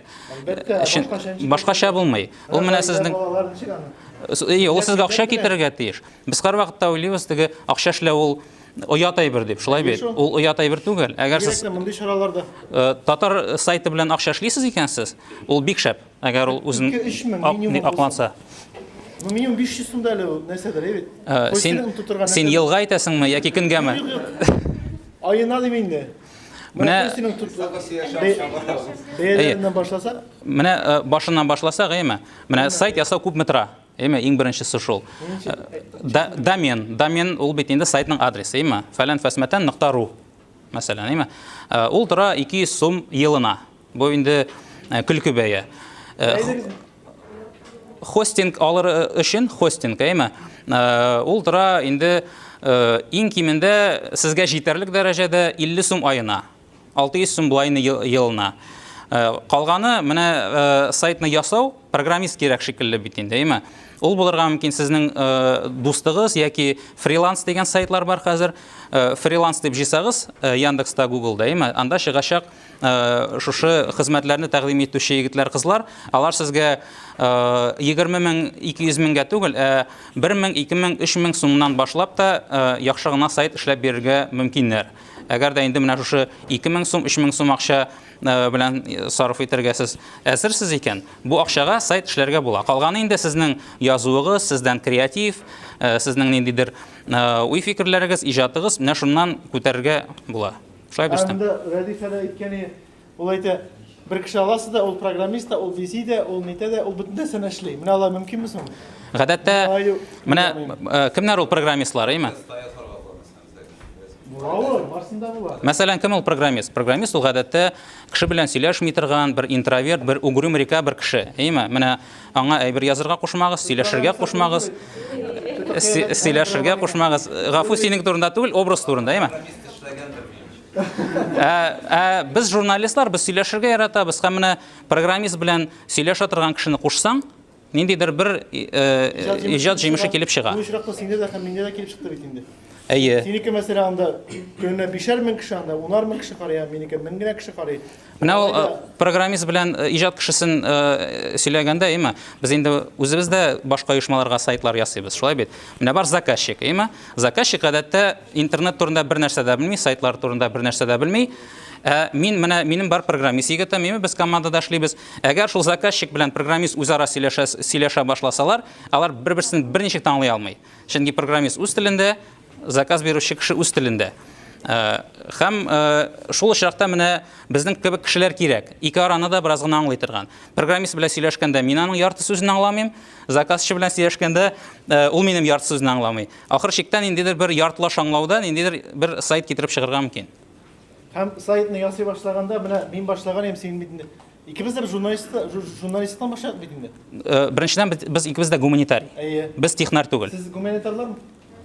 Бөтенегез дә. Филфак, филолог команда. Тушат. Социология. Ну булай теләк бармы соң сайт ясап түгел. Менә мин мәсәлән хыял бар Татмедианы куып китергә мәсәлән. Мине масштабны әйтәм. Куып китергәме, куып таратыргамы? Юк, куып агентство белән безнең анда каршыда Татмедиа каршында бер бина бар. Федеральный суд ачтылар. Арбитраж. Арбитраж. Менә шул бинага мен әйтәм, күчеп утырсаң Татмедиа каршысына бик шәп булыр иде. Ну мин сезгә фантастический хыялларны әйттем мин хәзер. Сиңа тәрәзәгә озаклап карап утырырга бик зыянлы икән, син инде космик хыяллар. Турдан әйтәм, монда ничә менә татар туды дигәндә, милли матбугат туры дигән агентство ясап куймаска. Тегеләр дә тизрәк эшләрләр, кызыксыныбрак. Алар эшләмәгән арада менә эшләргә кирәк. Әйе. Менә сезнең кызлар, егетләр бардыр, менә уегыз, әйме, менә сезнең исемегез, фамилиягыз бар, әйме, анда Лилия. Эзләп карагыз, доменнар буш микән менә, Лилия.ру, яки анда Лилия Халимова, анда Лилия Аскарова, Гүзәл Лилия.ру дип. Аны эзләргә була ник.ру дигән сайттан. Ник.ру. Рөстәм язып күрсәтмисеңме диде? Ато мин монда бәйләнгән флипчарттан. Яки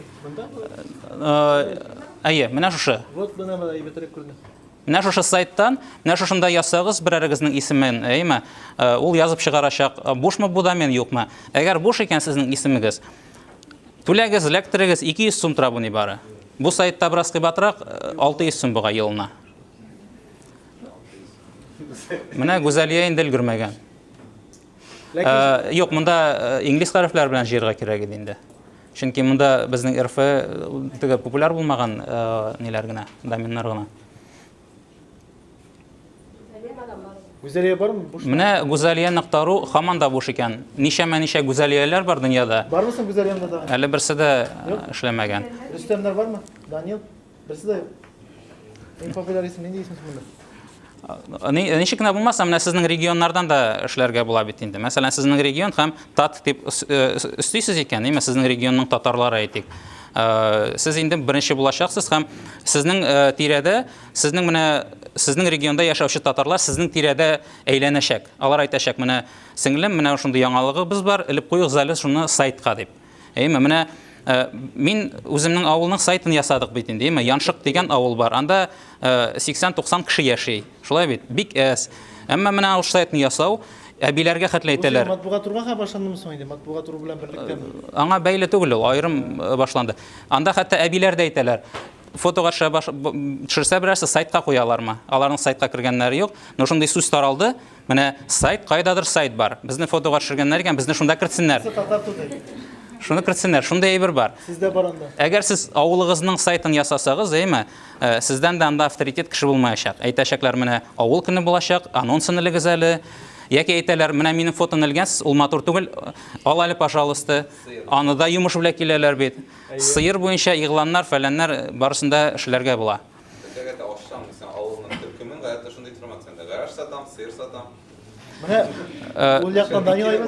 Безнең сайт, безнең тема соцшелтәрләр булмаса да, без сайт турында инде.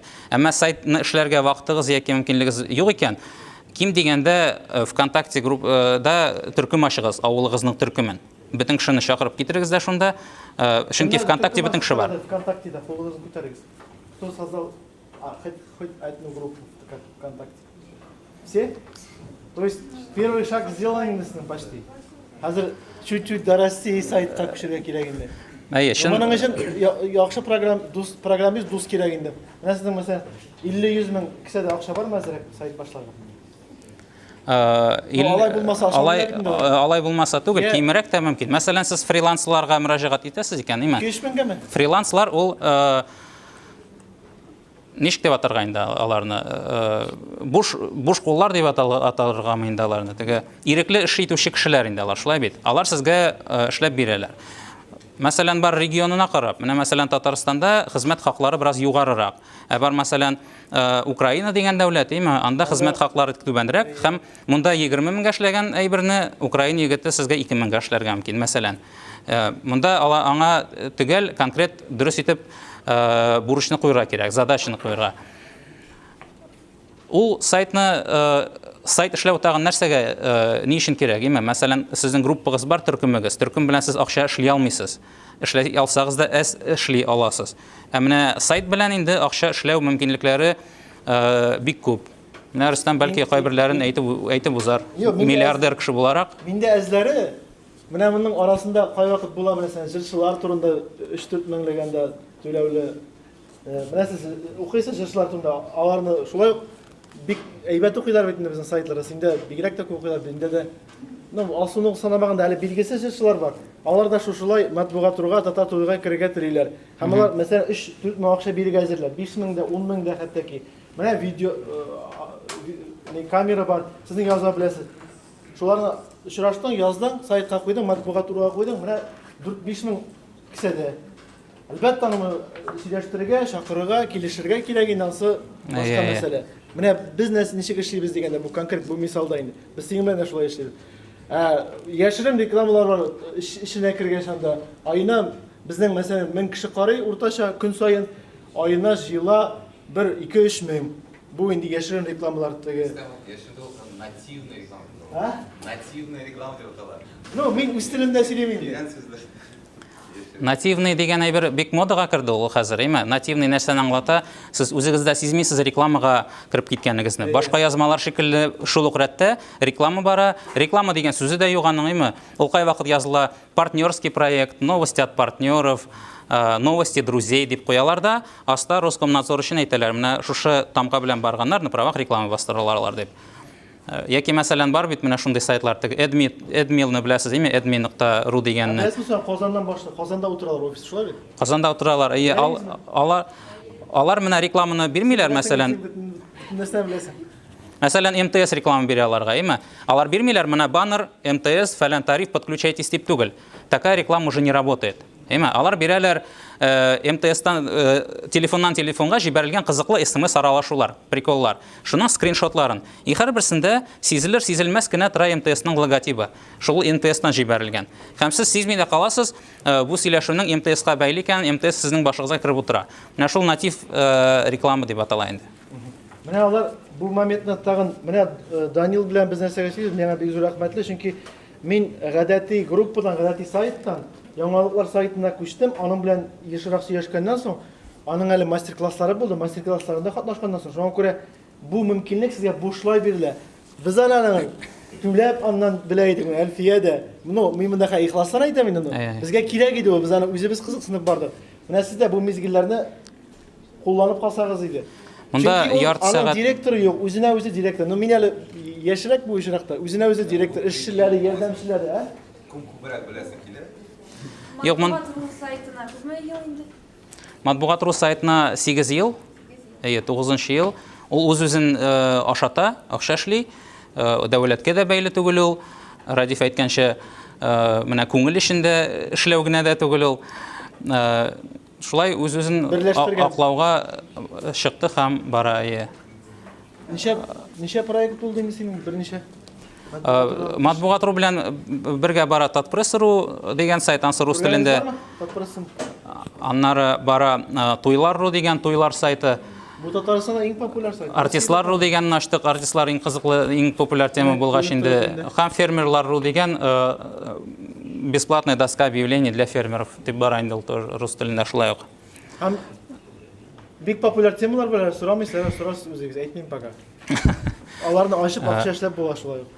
Менә доменнар буенча башлаган идек бит, әйме? Менә бик күп социаль шелтәрләр һаман ачыла тора. Сез әгәр дә социаль шелтәрдә ниндидер аккаунт яки группа аббарасы булмаксагыз да, тизрәк анда үзегезгә отышлы аккаунтларны ләктереп калыгыз. Менә хәзер перископ дип ишетәбез, әйме?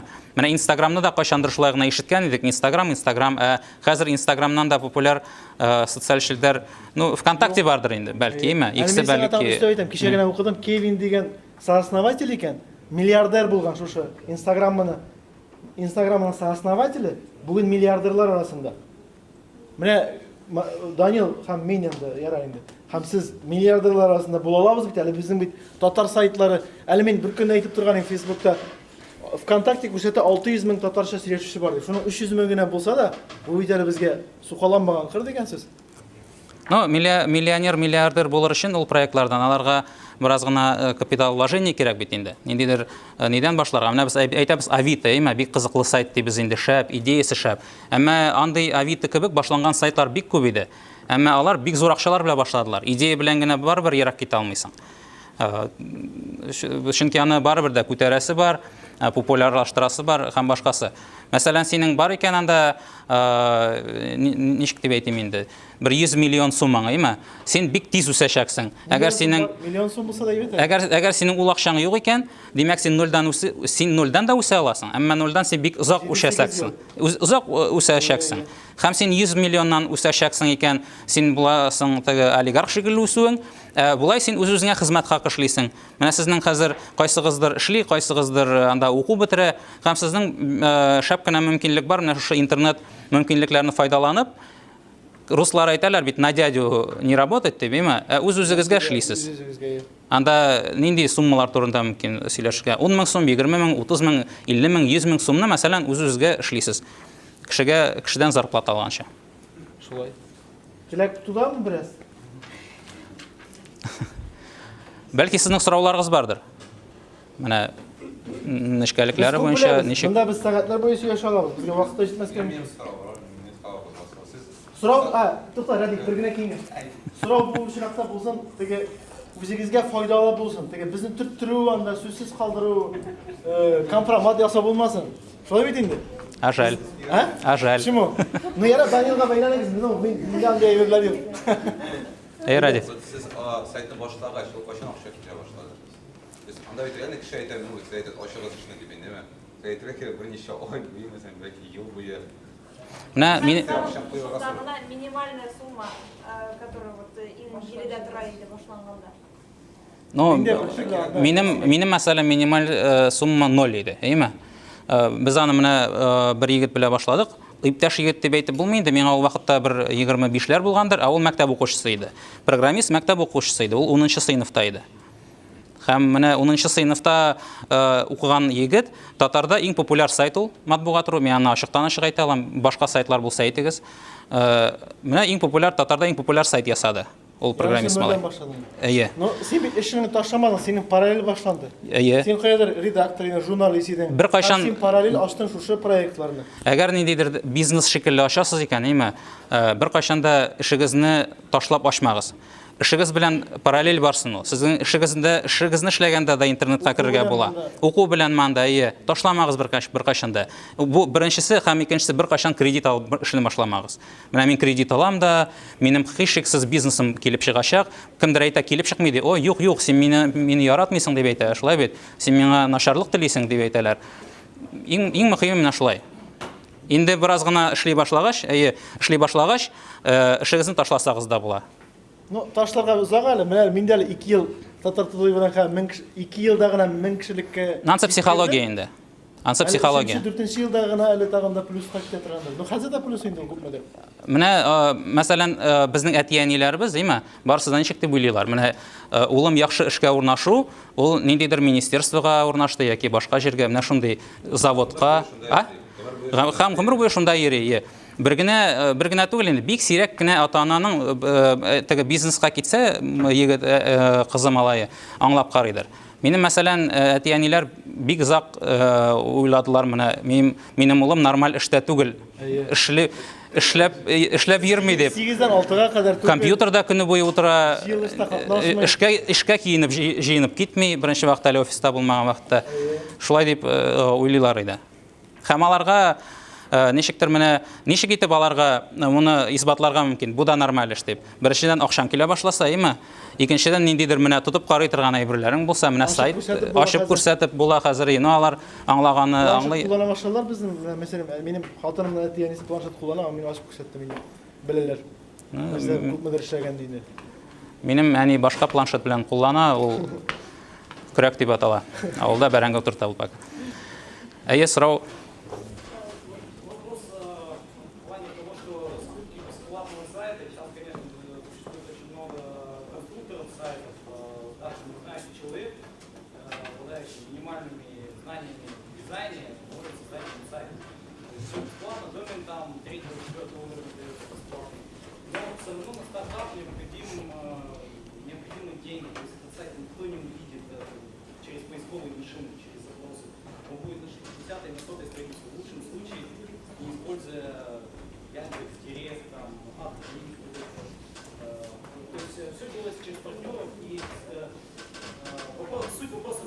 Потому что как вы раскрутили свой бесплатный сайт изначально, чтобы вас хотя бы находили люди, даже если у вас там есть интересная информация. Какими сервисами вы пользуетесь? Вот смотрите, вы создаете какой-то проект, да, и урысча сұрағанға айтам еді. Сіз татаршадан аңлайсыздар, ме? Менә сіз ясадығыз сайтны, сезнең бик күп мөмкинлекләрегез бар бушка.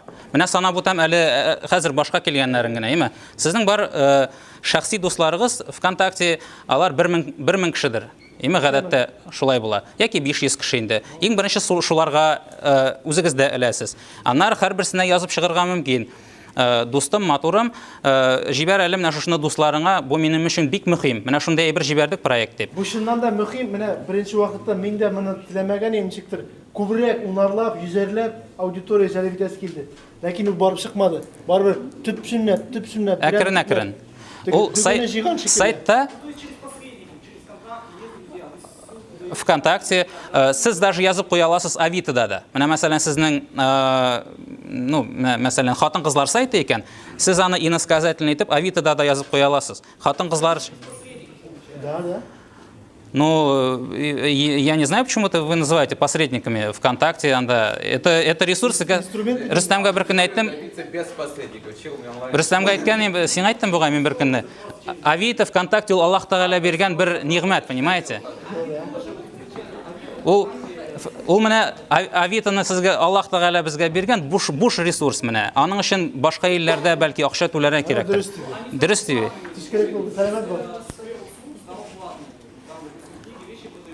Вы можете вот ВКонтакте. Аннары бар ВКонтакте бик күп группалар, сез аның администраторларына язасыз, кызык иттереп, мәсәлән, шундый яңалык. Алар, например, из 10 администраторов там 9 не повешут, скажут, попросят деньги, 10-й повесит, к примеру. То есть, когда нет денег, есть масса. То есть тут, смотрите как, или у вас есть деньги, и вы что-то покупаете, или у вас нет денег, вы делаете это сами. Да. Көн төн җыкламыйча. Көн төн җыкламыйча, спамить итеп чыгасыз, тегеңә язасыз, моңа язасыз. Инде маятник создавать кирәк башта. Бер генә, ике генә кеше ул әз генә селкетә. Берничә кеше кушылса, менә маятникка. Анда да шул ук инде. Маятник көчәя. Менә безнең Тудай мисалында да менә мин шулай группа создавай иттем, татарашлар рецеплар группасы. Татарашлар дигән төркем бар хәзер карасагыз ВКонтактеда. Ул безнеке. Алар безнең Тудайга трафик биреп торалар. Данилның шулай ук бар үз. Бер 4-5 группалар бар. Аларны без үзебез мин башта үзем ачтым группаны, 100 кешегә җиткердем. Аннан соң кызларга мөрәҗәгать иттем мәсәлән. Менә матур кыз утыра. Син рецеплар беләсеңме татарашлары? Беләм ди. Әйдә миңа ярдәм итәле дип миңа мөрәҗәгать иттем. Башта бер-ике адна миңа конфетка, шоколадка булыша инде. Миңа шоколад бирәм. Аннан соң инде айлар үткәч, инде бераз символичный акчалар бирә башлыйсың. Чөнки тегендә кеше арткан сизәсең, но результатка әлбәттә. Бөтенләй результатсыз берәй дә булмый бит инде. Шәшәк биргәндә без бит инде теге аның Аннары менә Рөстәм, первоначальный. Да. А потом сезнең мәсәлән инде анда бер 100 кеше керә башлады ди көнгә имет даими рәвештә. Сез инде башка сайтларга әйтәсез анда обмен баннерын булырга мөмкин. Но баннер буенча кешеләр бик йөрмиләр. Анда мәсәлән теге группаны элеп куясыз баннерын, теге группа сезгә постлар ясый. Менә шундый взаимный бергә күтәреләсез булып чыга инде. Аннан соң репост ясасалар иң әйбәтен, иң төп трафик китерә социаль ВКонтакте. Без инде Данилга сөйләшеп торабыз, Инстаграмда түгел әлегә, но миндә һәрхәлдә. ВКонтакте, Фейсбукта әле әскерте. Ниндер сенсацион яңалык сәяси, политический там дискуссионный булса керәләр, мондыйга кермиләр. Татар яшьләре форумына менә ВКонтактеда безгә бик әскерделәр. Фейсбукта. Ну, сез белеп кирсәгез генә инде безнең ссылкаларда да, Азатлык ссылкасына да, Тудай ссылкасына бәлки куйсак. ВКонтакте даими керәләр, чөнки анда без аның алдау механизм, алдау әйтмим инде, хәйләкәррәк мисаллар белән язманы кертәбез. Мәсәлән, bir kün ellik ne diyeyim, Reşat Tıkfatul avariye elekken diyeyim. 500 kişi. Şınlıkta elekmegen mi? Yok, şınlıkta alayık tugel. Avariye ok bulmagan. Avariye ok bulmagan. Lakin isim 500 kişini alıp kırgen. Naşarlıkta yeri. Haylekerlik o zireklik. Bu işrakta Tatar, anda bir Tatar Yaşları Forumu'nun yazmasında okutura gerek. Sen uyluysan 500 kişi karıştırıyor Tatar Yaşları Forumu'na. Ama bir 800'de qaramıyla tizgine. Bu benim misalda Daniel Xadir üzerine Bunda менә сезнең сорауга әйтеп имә, менә трафик диләр инде. Трафик ул интернеттан менә интернетта кешеләр саны. Тегендә баручы, я монда керүче, имә. Безнең менә һәрберебезнең бар бит инде шәхси аккаунтлар, имә, исем фамилия белән бара торган ВКонтакте. Һәм безгә дусларга кайвакытта керәләр, без карыйбыз. Мин бу кешене белмим, теге оставить в подписчиках дип басабыз, имә. Һәрбер кешене дуска хушыгыз, кертегез, чөнки алар сезнең аудитория. Әгәр сайтыгыз булса, группагыз булса, группагыз булмаса да, менә мәсәлән сез үтүк сатасыз ди, үтүгегез искерде, имә, язып куясыз шунда үтүк сатам дип. Сезнең анда 30 дустыгыз күрә икән, ул бер хәл. Әгәр сезнең анда 3000 кеше күрә икән, сезнең үтүгегезне алып китәләр бүген үк. Мисал өчен инде, баналь әйткәндә. Менә аудитория ничек җыела дигәндә, менә маятник дип әйттең бит син, Рөстәм. Менә сорауга да кайтып, сез реклама бирдегез. Бер кеше, мәсәлән, 50 кеше кирип карады, шул 50 кешенең берсе калырга мөмкин, сайтны ошатып көн сайын кала торган итеп. То есть даими бер кешене калдырыр өчен анда көн сайын ничектер 100 кешене әйләндереп алырга кирәк. Кайвакыт менә Ришатны әйтте бит, Ришат авариягә эләккән дип язган икән ул. Аны Ришатны карарга кергәннәрдер, аның мәсәлән 1000 кеше. Ул 1000 кешенең иртәгә 1000 шулук 1000 кеше кермәячәк. Шул 1000 кешенең унысы калгандыр. Кара кызыклы сайт бит бу дип. Һәм менә шулай торып трафик җыя, постоянный клиентлар шикелле кала инде алар әзәзләп кенә менә шулай торып җыелалар. Тагын сорау. Юк, реально менә аңлагыз. Әгәр менә шәхсән Данил андыга ирештең дә Данилга хәзер bütün министрлыклар, bütün дәүләтләр анда әллә кемнәр мөрәҗәгать итәләр, шуны куй дип, аларны каядыр бушка куя, каядыр булай куя. Ә мин әле шуңа ирешергә телим генә. Чөнки менә шул Татмедиа системасы, анда берничә редакция, берничә СМИ, алар менә шу Татарстан халкы белән идарә итә дип әйтсәң инде, мәгълүмат яктан идарә итә булып чыга бит инде. Идарә итәләр, мәгълүмат аша. Матбугат ру көн сайын 5000 кешенең аңына үтеп кереп, аларга нәрсәдер бирә. Минем ширактан 1000 кеше генә. Ләкин бу ниндер мощь. Birinci kanallar, Россия kanallarından sonra anda milyonlagan. Biz bunda elbette Tatar Yaşlarına forumuna gelgeç eğitirge ediyoruz. Biz milletini de kırtayız anda. Hayriyeşilikini de Tatar Yaşları forumun daimi yak tutup barabız. шул азатлык кебек тә татар синде дә. Без әз яктыртабыз. Ну, синең башка төрлерәгендә. Бик кызганыч. Юк, нәрсәгә икән дә ул? Нәрсәгә икәнен, чөнки менә без менә уйлыйбыз, без уйлаган шагына, яме? Менә безгә нәрсә ошый, кешегә дә шул ошый дип уйлыйбыз, яме? Без уйлыйбыз, менә без торт яратабыз да, бөтен кеше дә торт яратадыр дип. Ә кеше ипи ярата булып чыга.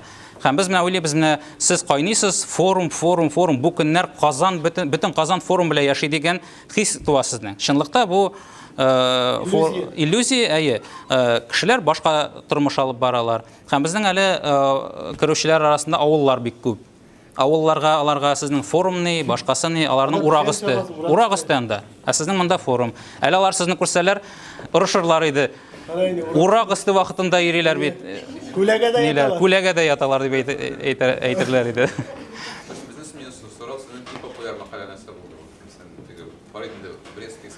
Безнең популяр буенча, ну, конкрет мәкаләне әйтә алмыйм мин. Безнең менә тематика буенча.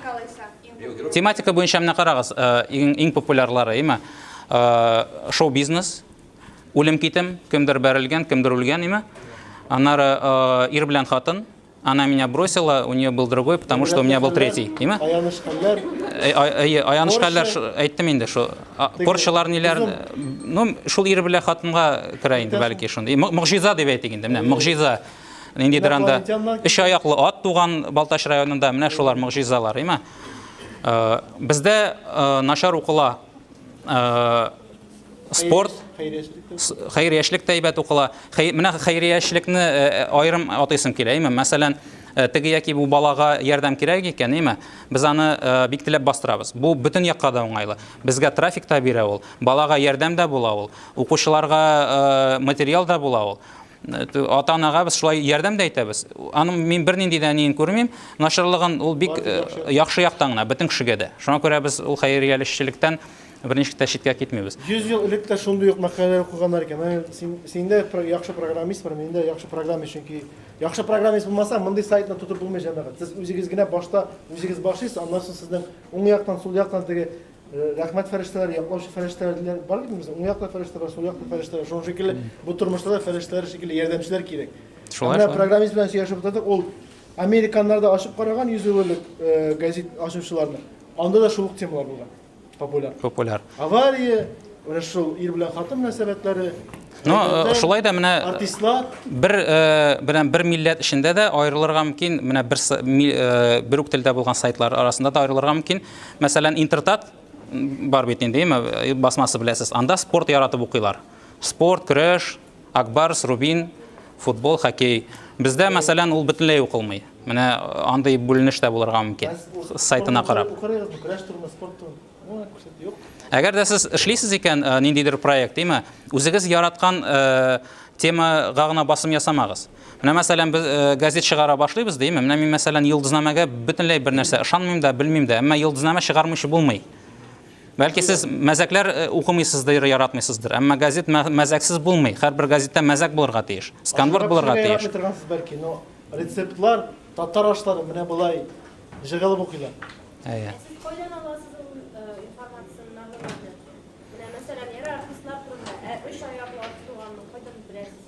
Үч аяклы атны мәсәлән безгә Балташ районы газетасы баш мөхәррире үзе әйтте.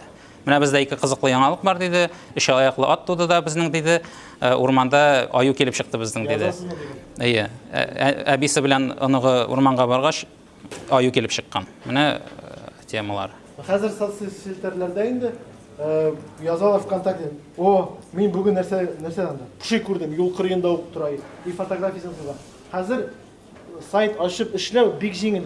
ВКонтакте, Инстаграм. Шуннан алып, үзегезнең исемне кушып, менә дигән материал эшләп була. Хәтта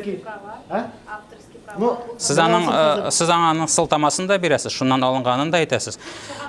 Бүгенге көндә яңалыклар сайтлары яңалык генерировать итмәй. Яңалыкны генерациялый социаль челтәрләр. Чөнки һәрбер кеше хәзер СМИ, аңлайсызмы? Һәрбер кешенең кесәсендә телефоны, фотоаппараты, башкасы, ул яза да чыгара. Мәсәлән, хәзер кайбер татар газетлары бар, аларның 1000 тираж, 2000, 3000, 4000, 5000. Әйме? Шул ук вакытта бар хәзер кешеләр, аларның 30 мең аккаунтта 30 мең кеше укыйлар. Менә сез хәзер уйлап карагыз, менә теге газета СМИ-ме, массып күләм мәгълүмат чарасымы? Яки Гүзәл Уразовамы 30 мең, анда Радик Юлякшның 80 мең бугай. Менә кайсысы СМИ раганың булып чыга? Кайсында тизрәк барып җитәчәк? Шуңа күрә мәгълүмат әйләнеше хәзер бик менә булай булганып, буталып бетте. Хәзер инде менә яңалыкның каян чыкканын, мин мәсәлән үземнең сайтны яңалыклар иҗат итүче сайт дип әйтә алмыйм. Без яңалыклар генераторы. Менә без аларны генераторы түгел, агрегатор менә, әйе. Без агрегатор менә. Яндекс новости бар агрегатор, ул үзенчә мәсәлән. Аны үзең язу бик выгодно түгел җәмәгать. Менә безнең анда журналистлар җыды, татар телендә Азактан да җыри журналистлар. Менә алып, сездән алып, үзебезчә куеп, матбугатта шулай эшли. Кызыклы исем белән тәкъдим итү күбрәк укыйлар. Монда килеп, язып, сездән интервью алып, исемне керешне дөрес куймасак, 100 кеше укый. Анда килмичә генә сезнең анда менә группалар бар, сайтыгыз бар, шуны алып, үзебезчә исем куяк. Мәсәлән, без беренче көнне куйдык Татар яшьләре форумында иләнгән кешеләрне шүгрәтеп тикшерделәр дигән. Һәм шуны 50-дән 100ләгән кеше укыды.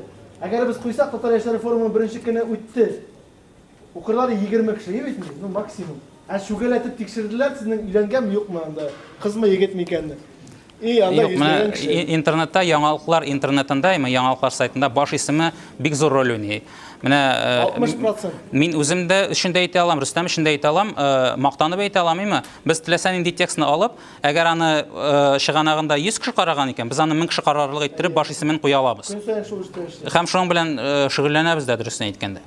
Чөнки менә сез эшләгәндә дә баш исемгә бик нык игътибар итегез. Баш исем генә алып керә кешене язмага. Анысы кереш инде.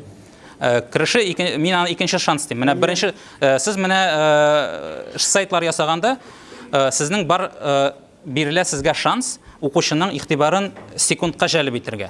Сезнең сайтыгызга гадәттә берәү дә кирип менә кая керим әле булар нәрсә язды дип укымыйлар күпчелек. Алар сезнең күрәләр яңалыклар лентасында, ВКонтакте, Инстаграмда, Твиттерда тиз генә күреп алалар. Шунда ук сезнең Лента.ру да, News.com да, анда ашау-эчү да, анда рецептлар бөтенесе шунда, спорты да, һәм сезнең язмада тиз генә менеп китә. Менә шул тиз генә менеп киткән арада сез кешенең игътибарын җәлеп итеп калырга тиешсез. Шуңа күрә бары тик баш исем эшли монда. Менә кием шикелле, менә мин сары, менә әле мин кәштем кияс килгән иде. Сары кәштем бар минем. Алар менә тизрәк алар сине берничек тә истә калдырмаслар, бу шалбарны кимәгән булсаң, яра шул шалбарны кигәнсең. Менә шуның насия битерим дә, гафу. Темалар буенча, менә барыбер дә җиңелчә темалар, алар һәр вакытта да алда һәм күбрәк кешене җыя. Кирәк җиңелчә темага сәясәтне кертергә кирәк. Руслан Сиразидинов бер көнне Фейсбукта язды, Деловой квартал дигән журнал чыгаралар алар. Деловой журнал. Салым буенча нәрсәләр үзгәргән, налог буенча, салым турында үзгәрешләрне бер кеше укымады ди. Теге кемнең биюен миллионер биеп йөрде бит әле кызы белән. Италия 90 яшьлекме, 80 яшьлекме итальянс миллионеры биеп йөрде, һәм аны бөтен кеше укыды аларның. Деловое издание. Хәтта ки шундый солидный тыелган изданияларда шундый метод кулланалар. Бу замана таләбе. Менә безгә әйтәләр инде, сез халыкны тәрбияләргә тиеш, фәлән булырга тиеш. Ну, халыкның нәрсә теләгәннән узалмыйбыз инде без. Кергән аудиторияны без менә юнәлеш, монда килеп кергәч, біз аңа юнәлеш бирә алабыз. Менә кара, Хайдар Бигишевлар бар, менә Салават. Сайлау мөмкинлеге бар. Иң мөһиме тартып алып керү.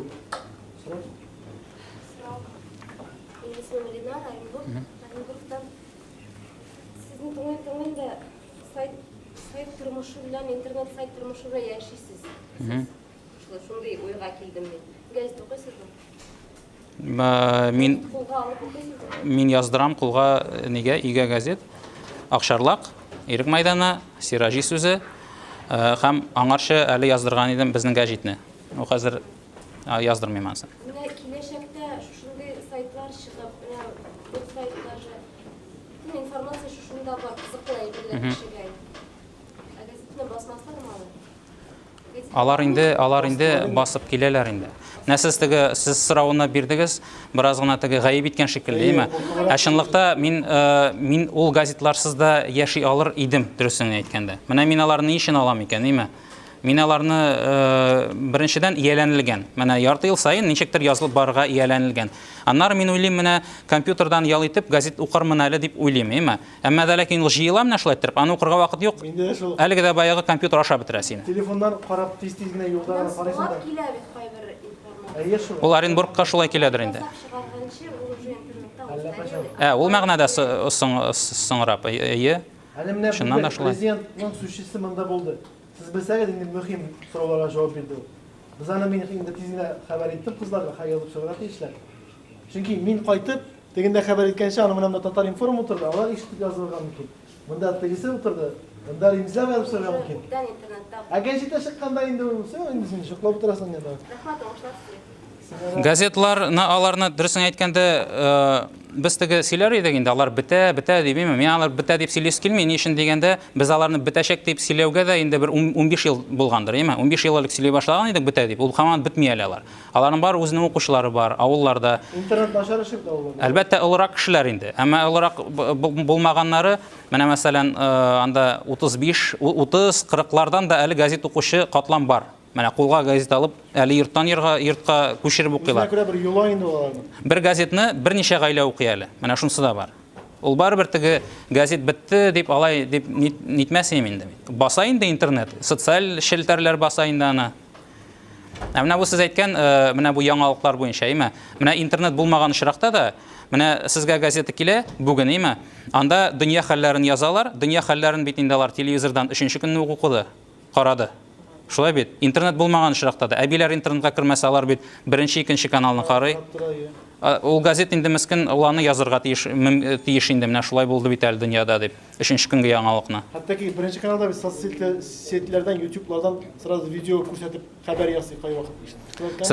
Менә первый каналны әгәр караган булсагыз, анда срочный новость дигән әйбер бар, әйме? Ул бит буш урында килеп чыккан әйбер түгел. Первый канал ул сизә интернет аны басканын, әйме? Менә ул 15 минут сайын срочно менә шулай булды, әле шомлы тавыш белән дөнья беткән шикелле, әйме? Менә срочно төгеләй булай, Турция, Гүлен, фәлән, фәсмәт. Дигәндә YouTube видеолары. YouTube видеолары. Алар менә төшеп калмаска тырыша, чөнки менә аларга оперативлык хәзер, алар уже в роли догоняющего. Есть всегда человек, который лидер, и в роли догоняющего. В роли догоняющего всегда сложнее. Менә ул Первый канал, ул хәзер ул мәсьәләдә роли догоняющего.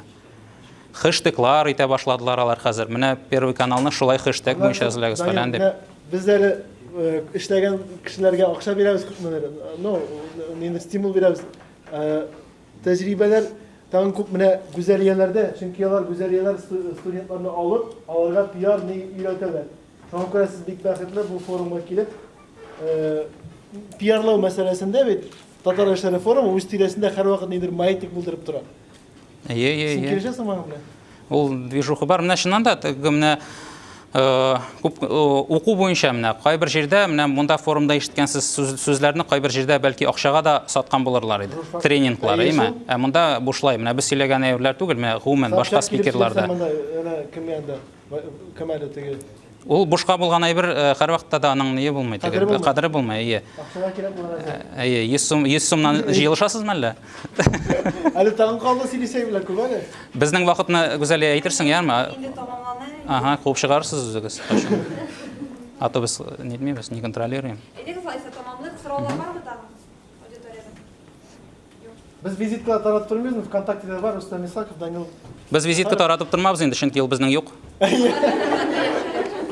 Дәүләт акча бирмәде. Дәүләт акча бирмәде. Рәхмәт үзегезгә, хуш килдегез Казанга. Шоққатып отырам, сіздің шул қадар актив болмағанға, нешіктір сізні тұтып әзірек раскачать етесім келе. Сіз ешлер, біз ешлер, сіз мұна әлі йортығыз, мұнда көбігіз смартфонларға тікелгенсіз, социаль шелтерлерде, ватсапларда язышып отырасыз. Һәм мен шоққаттам, нешік сізге мұна әлігі екі егітнің темасы қызық болмады. Сіз бүтінігіздек интернетта отырасыз, социаль шелтерлерде лайклар, хэштеглар қойып, Дима Биланларны, Алсуларны, Ксения Собчакларны қарап отырасыз. Һәм нешік сізге бұларны тотарға көшіріп, нешік сізге бұларны тотарда популярдаштырасығыз келмей, шуңа Күрәм мин сезне бераз активрак булырга чакырам. Сез форумга килгәнсез икән, димәк сездә милли үзаң бар. Димәк сезнең үзегезнең регионнарда татар телен саклап калу, үстерү теләге бар. Шуңа күрә мондый форумнарда мөмкинлекләрне зинһар өчен кулыгыздан ышкындырмагыз. Мин үземнән чыгып әйтәм. Актив булыгыз һәм сораулар биреп катнашыгыз. Бunda сайтлар буенча эми тагын 100 сорау бирергә буладыр, һәм алар сезгә киләчәктә нәрсәдер эшләргә бик популяр булыр иде. Рәхмәт. Гүзәли миңа күрсәтмәде ничек моны күчерергә икәнен, монсы түгел, тегесе. Күчереп барасыңмы? Эльфия Бедретдинова, мин гомумән эшлим IT-паркта. Минем эшем татар телле проектлар белән берничек тә бәйле түгел, алар минем күбесенчә хобби буларак бара. Әйе, без минем яраткан татар телем дигән пабликны эшләдек. Инстаграмда ул вакытта татар телендә бер пабликлар бик аз иде. Шуңа күрә мин татар телен популярлаштыру буенча алындым. Бүген әйтеп кителгәнчә татар домены буенча да сайтлар эшләргә була. Менә Данил сөйләгәндә никтер гүзәлия.ру дип сөйләде, бәлки кемдер үзенең татарлыгын ассызыклап Тәбриз.ру дип үзенә сайт эшләргә телидер һәм киләчәктә ул аны үзенең татарлыгы итеп күрсәтергә. Безнең татар җырчылары бар, белмим, Марат Сафин бар. Марат Сафин.татар дигән сайт булса, ул тоже татарлар ашаңа кемнәрдер керер иде. Шуңа күрә татар доменына да игътибар итегез. Аның бәясен сезгә бүген әйттеләр. Ул бик кыйбат түгел, ул бик әз. Һәм сез үзегезнең регионнарыгызда татар оешмалары, сайтлар алып барасыз икән, бәлки сезгә татар домены буенча эшләү җайлырак һәм уңайлырак булыр. Күчереп барасыз, Гүзәлия, рәхмәт. Башта социаль пабликларга кирип киткәнче бу вводный гына ниләр, сүзлекләр турында әйтәсем килә. Менә булдым бая башка лекцияда кайбер татар сүзләреннән дә бүләк дигән сүздә бүләк дип язылган иде. Бар безнең сүзлекләр, кулланыгыз аларны. Ниндидер татар сүзләрен язганда да кирип тикшереп карагыз. Бу авыр түгел, ләкин ул безнең телебезне үстерү буенча, телебезнең кулланышын арттыру буенча бик популяр булыр иде. Сүзлекләргә килгәндә беренче урынга мин куер идем татар теленең электрон сүзлеген, сүзлек.татарстан.ру. Аны үстерәләр, аны эшлиләр, әйе кимчелекләре бар, ләкин анда 60, базада 60 меңнән артык сүз бар. Икенче урында Яндекс. Яндекс беренче вакытта татар теле сүзлеген башлаганда тәрҗемә ягының сыйфаты бик начар иде, ләкин мин үзем вакыт-вакыт кирип карыйм, тикшерәм, Яндекс эшли, алар үстерәләр, аларның Казанда да офислары бар, алар хәзер Иннополиста офис ачалар, аларның Татарстан хөкүмәте белән ниндидер хезмәттәшлекләре бар һәм алар татар теле юнәлешен алып, аның буенча да ниндидер проектлар башкаралар. Өченче урында Эббилингва, беләсездер, Энгви, ул бөтен дөньяда танылган корпорация, алар Татарстан Республикасының ияли белән эшлиләр, ялгышмасам. Аларның 2018 елга ялгышмасам текстны куясың, һәм ул текстны тулысынча Академия наук белән. Эбби Академия Татарстан Республикасының Фәннәр академиясе белән бергә эшли, һәм алар белдергәнчә 2018 елга алар бүтән программаларын эшләп бетергәчтен тулысынча текстны куясың, һәм ул текст бик сыйфатлы дәрәҗәдә тәрҗемә ителергә тиеш дип белдерәләр. Калган сүзлекләр бар, сүзлекләр бик күп, ләкин кешеләр ничектер сүзлекләрне эшли башлый да, алар аны ничектер үстермиләр, ташлап китәләр. Ана телендә теркәлгәннәр беләдер, аның да сүзлекләре бик яхшы, аның кызганычка каршы күпме сүз икәнен таба алмадым, ләкин анда да базы бик югары һәм ул бик сыйфатлы диләр, ләкин ул теркәлгәннәр өчен генә. Алга таба блогерларга күчәсем килә. Данил белән Рөстәмнең сүзен әйтәсем килә. Гәҗитләрнең кайбер тиражлары 2000-4000 булырга мөмкин, ләкин хәзер соңгы вакытта SMM дигән нәрсә өйрәнә башладым. Ничектер үзем өчен кызыксыну өчен. Чынлап та бик күп шул ук социаль челтәрләрдә кайбер мәктәп укучы ул үзенә 10 мең, 20 мең, 50 мең подписчик җыеп, ул анда рекламада бик күп акча эшләп утырган мөмкин анда. Аның ни югары белеме юк, ул әле җүнәтләп яза беләме юкмы? Ул ничектер ниндидер фишкаларын өйрәнеп һәм ничектер ул анда акча да эшли ала. Бу бик кызыклы тема. Татар блогерларына килгәндә Фәрхәт белән Фәрхәтне әйтеп китәсе килгән иде. Бу Римзилә абыйның соравын дәвам итептер, безнең татар блогерлары бармы дип. Бар иде буа егетләре, алар ниндидер комедик видеолар төшерүгә телиләр иде. Фәрхәт бар иде. Төрлеләр бар иде. Ләкин регионнардан тырышып карыйлар. Алар кайдадыр урысча, татарча сөйлиләр дә, аларны бер тапкыр тәнкыйтьләп ташлыйлар да, һәм алар уялалар тагын монда чыгырга. Безне берсе дә аңламый, тегесе монсы ди. Шуңа күрә сездә ниндидер пабликлар башлаганда курыкмагыз дип әйтәсем килә, тәнкыйтьләмәгез, гомумән кешегә ярдәм итәргә тырышыгыз. Фәрхәт белән Фәрхәт ничә номер чыгарганын хәтерләмим, ләкин менә иң беренче видеоларын карасак, аларның 300 мең, 200 меңгә якын кешеләре караган иде. Алар үз вакытында татар аудиториясы өчен, татар паблик өчен бик яхшы эшләделәр дип саныйм. Бүгенге көндә алар төрле видеороликлар, президентка ниндидер котлау, эшпешмак, Тукай рэп укый, шундый кызыклы комедик видеороликлар вакыт-вакыт белән төшереп торалар. ВКонтакте социаль челтәренә килгәндә, әйе, төркем ясау беребезгә дә авыр түгел, ләкин иң мөһиме ул төркемне ничектер үстерергә кирәк. Ничектер сезнең социаль челтәрдә бик күп катнашучылар җыеп төркем үстерсәгез, ул рекламага чыгып, анда да акча эшләп баларга була. Кемгәдер ул бәлки хобби буларактыр. Бәлки сезнең үзегезнең сайтыгыз бардыр. Ул сайтка да социаль челтәрләр аша аудиторияны китергә була. Татар төрле пабликлар арасында ВКонтактеда әйтеп китәсем килә, иң шәп татарча җырлар, анда 200 меңнән артык кеше катнаша. Икенче урында Кызык-мызык, аларның 120 меңгә якын катнашучысы. Üçüncü урын татарочки, типичный татарин. Һәм татар радиосы турында да әйтәсем килә, ул беләсездер, татар радиосы ул дәүләт оешмасы түгел, дәүләт радиосы түгел, ләкин алар шул катлам уста эшлиләр төрле социаль челтәрләрдә, мин әйтә алам, Инстаграмда да аларның бик күп подписчиклары, һәм ВКонтактеда. Менә аудитория белән эшли белү, үз аудиторияңны бер мәлне радиода тотасың, аны сайтка да ничектер син китерә аласың, һәм социаль челтәрләрдә дә син аны актив тотасың. Монда бары тик эшләү, белү, кызыксыну гына тора. Менә шул группаларны әйтеп китәсем килә. Иң шәп татарча җырлар, алар реклама буенча бик еш эшли, һәм алар аеруча яңа эшли башлаган җырчылар белән, теге яңа җырлый башлаган җырчыларга аларга пиар җитми, һәм алар шушы төркем аша да бәясен төгәл әйтә алмыйм, ләкин фәлән бәягә акча түләп, шушы төркем аша да үзләренә репост ясауларын сорыйлар. Икенче урындагы Кызык-мызык, күргәнегез бардыр, бу картинкаларны төрле татарча приколлар белән аларны башкаралар. Татарочки, белмим, бәлки монда аның админнары да бардыр, бик кызыклы төркем. Алар урысча язалар күбесенчә, ләкин татар темаларын күбрәк күтәрәләр. Аларның президент исемен яклап калу һәм төрле сәяси темаларга да бәйле темаларны күтәрергә курыкмыйлар, һәм алар аны күтәрәләр. Типичный татаринны хәтерлисездер, бер мәлне менә мондый төрле демотиваторлар бик матур иде, бик популяр иде, һәм ул вакытта аларда төрле татарча темаларга кушылып, эшләп, һәм алар аны үстергәннәр. Facebook турында мин шундый гомуми генә анализ ясадым. Теге ВКонтактеда кешеләр бик күп утырсалар, алар төрле репостлар, ниләр. Facebook ул ничектер күбрәк ниндидер интеллигент аудитория өчен дип әйтимме. Татар оешмаларына килгәндә Facebookта беренче урында Азатлык радиосының 6 меңнән артык подписчиклары бар. Мин кемнедер төшереп калдырмаган булсам. Шулай ук татарский портал, татар дөньясы, Шипшин татар көйләре, татарочки, бу шул ук ВКонтактедагы төркем, алар аудиториясын киңәйтеп Facebookка да күчкән аудитория. Һәм 6нчы урында Европейский Татарстан, Европалы Татарстан. Алга таба гүзәле, Instagram турында күбрәк сөйләрмен. Сезнең подписчик кеше. Монда просто подписчиклар саны буенча бу топ-6 кеше, топ-6 иң популяр төркем. Теге бөтен татар төркемнәрдә түгел, иң популярлары анда бер төшеп калган.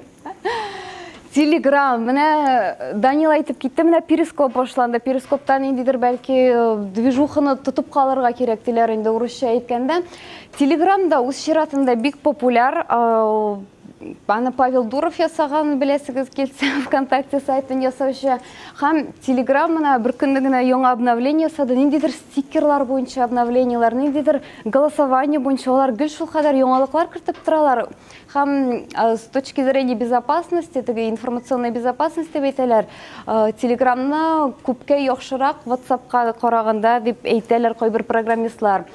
Телеграмда тотар каналлары һәм боты, анда бот дигән нәрсәләр бар, олар бик әз. Мәсәлән, біз эшлибез IT паркта, безнең IT паркның бар ежедневный дайджест дигән һәм бер уйлаганда безнең бер нәрсә дә түгел, без шул ук IT парк сайтына кереп ул яңалыкларны карап барабыз. Ләкин алар аудиторияны киңәйтер өчен ниндидер үзләренең имиджларын саклап калу өчен ниндидер шундый популяр мессенджерларга да күчәләр. Беренче урында ул Бүтән дөнья татар яшьләре форумының каналы. Татар аудиториялары арасында бер ай элек анда 200 кеше иде, инде хәзер форум башлануга арткандыр, аның кешеләре күпкә дип уйлыйм. Сәләт оешмасы бер мәлне бик актив алып бара башлады. Хәерле көн, исәнмесез, бүген фәлән язучының туган көне дип, ләкин соңгы вакытта алар сүнделәр. Бу канал берничек тә алып барылмый бүгенге көндә. Камал театры бу сезон ахырында үзенә эшләде Телеграмда татар каналын. Анда алар берничә тел, урыс, татар һәм инглиз телендә алып баралар бугай. Афишалар бүгенге безнең театрда фәлән спектакль күрсәтелә. Менә ул театр эчендә ниндидер яңа аудиторияны киңәйтү өчен һәм үзләренең имиджларын саклау өчен кирәкле канал дип саныйм. Алга таба. Телеграм өчен стикерлар. Сезнең күргәнегез бармы икән, юкмы икән бу стикерларны? Менә татар аудиториясе белән бәйле стикерлар бар. Аларны ниндидер активист егетләр, кызлар үзләре эшлиләр. Алар моның өчен бернинди акча да алмыйлардыр бәлки. Ләкин алар үзебезнең татар мәдәниятен, татарларны популярлаштыру максатыннан мондый стикерлар эшләгәннәр. Мин беләм, Телеграмда бер ел элек үзбәк стикерлары бар иде. Белмим, бәлки сез күргәнсездер, ул стикерлар ниндидер по количеству скачивания ниндидер рекорд куйдымы, нәрсә куйдымы, алар бар. Һәм менә монда да бар Әдилюшка, ул Кырым татарлары стикерлары. Искәндәр белән Олия Марданшиннар, Лейсән белән Айдар беләсездер, аларның дизайн студиясы. Бу стикерларны Телеграмга кертүчеләр белән сөйләшкән идем. Якынча Искәндәрне һәм Олияны 3500 кеше үзләренең телефоннарына куйган. Һәм аның 400-300 кеше аннарысын удаль иткән, ләкин шулай да татар аудиториясе өчен синең стикерыңны 7000 кешедә булу ул начар күрсәткеч түгел дип саныйм. Татарлар буенча бар стикер популяр татар кешеләре белән һәм Рөстәм Миниханов белән бәйле стикерлар бар. Өч пишмак дигән татар сүзләре белән стикерлар бар. Анда сәлам, шәп, өч пишмак дигән сүзләр бар. Һәм бер көнне генә миңа бер стикерлар җибәрләр, хәтта татарча сугыну сүзләре белән дә стикерлар бар. Мин дөресен әйткәндә, кем эшләгәнен әле белмәдем, вакытым булмады, ләкин анда шипшин татар сугыну сүзләре миңа урыс дусларым җибәрде һәм мин аны шаккаттым, кем эшләгәнен әлегә белмим. Инстаграм социаль челтәренә килик. Әйтеп киткәнчә, бәлки Гүзәл Уразова ниндидер татар интернет басмасына караганда популяррак дип әйттеләр. Чынлап та бәлки шулайдыр. Тимотиның язылучылары гомумән 6 миллионга якын. Алсуның 1 миллионнан артык. Үзебезнең Татарстанга килгәндә Илдар Хәзрәт Баязитовның 3000 подписчигы, ләкин киреп карасагыз, аларның накрученный икәне күренеп тора. Шуңа күрә сез ниндидер Инстаграм һәм социаль челтәрләр аша аудиториягызны киңәйтергә телисез икән, накрутка подписчиков дигән белән әйбер белән кулланмаска әйтер идем. Белмим, ниндидер маска для волослар, сезгә лайк куюлары, алар сезгә бер нәрсә дә бирми һәм гомумән сезнең үз аудиториягыз сездән китеп кенә барачак, сезнең андый накрутка подписчиков булса. Татарстанлар арасында Рөстәм Миниханов 150 меңнән артык подписчигы, Official Татарстан. Татар җырчыларына килгәндә Элвин Грей беренче урында, Гүзәл Уразова, Наил Якупов хоккеист, Аида Гарифуллина Татар радиосының аккаунты, әйтеп киткәнемчә, алар социаль челтәрдә актив эшлиләр. Ришат Төхвәтуллин, Фирдус Тимаев, Салават Миниханов, Илмир Нагимова. Әйтеп китәсем килә, сезнең күргәнегез бардыр төрле урыс шоу-бизнесы җырчыларына, ниндидер Яна Рудковская зубная паста белән шундый коробкалар җибәрә, Ксения Собчакның ниндидер аяк киемнәрен барысына куй бара. Булар барысы да реклама. Алар өчен күпмедер акча түлиләр. Ярты ел элек мисал китергәннәр иде, Дом 2 алып баручысы Ольга Бузовага бер рекламный пост урнаштыру ким дигәндә 100 мең тора. Шуңа күрә безнең татар җырчылары да, татар шоу-бизнес кешеләре дә монда кирип киттеләр. Күргәнегез булса, ниндидер чәчәкләрне алар рекламалар итеп куялар. Бу да кайсыдыр аквапарк Ривьераны күп кеше куйды җырчылар арасында. Аларны күзәтеп барсагыз, булар барысы да әлбәттә реклама һәм маркетинг алымнары. Шулай ук Инстаграмга кайтканда, татар телле пабликларны әйтеп китәсем килә. Минем яраткан татар теле, минем үземнең шәхсән эшләгән аккаунтым бүгенге көндә бу статистика узган айны алынган иде.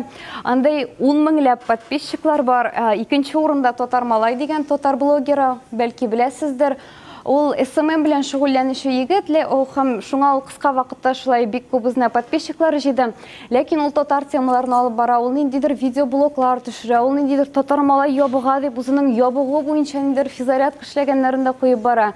Римзилә абый бар татар блогерлар. Күрәсезме, ниндидер Татар Малае үзенең ябыкканын да шулай итеп Инстаграмга куеп бара. Бәлки сез аларны белмисез генәдер. Аларга бит язылып, укып, комментарий куеп барып, алар белән аралашып барырга кирәк. Һәм алар шуңа алга таба үсеп, зуррак аудиторияга чыгып, не форум блогерларында катнашып, үзебезнең татар блогерларын танытырлар иде. Матбугат руның 5000гә якын аккаунты, монда Данил бу турда күбрәк әйтеп китер иде. Татар дөньясы Уфа егетләре алып бара. Татарстан.тат бу Татарстан Республикасының Official Татарстанның бер филиалы, һәм ул татар телле филиалы булып бара.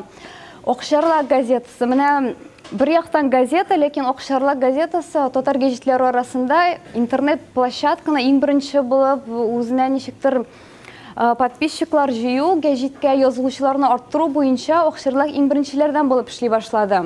Алар ниндидер интервьюга барганда, ниндидер видеороликлар куялар. Менә безнең киләсе санда менә фәлән җырчы белән интервью чыгачак дип. Ничектер кызыксынып, аудиторияны җәлеп итеп, аудиторияны кызыксындырып барырга тырышалар.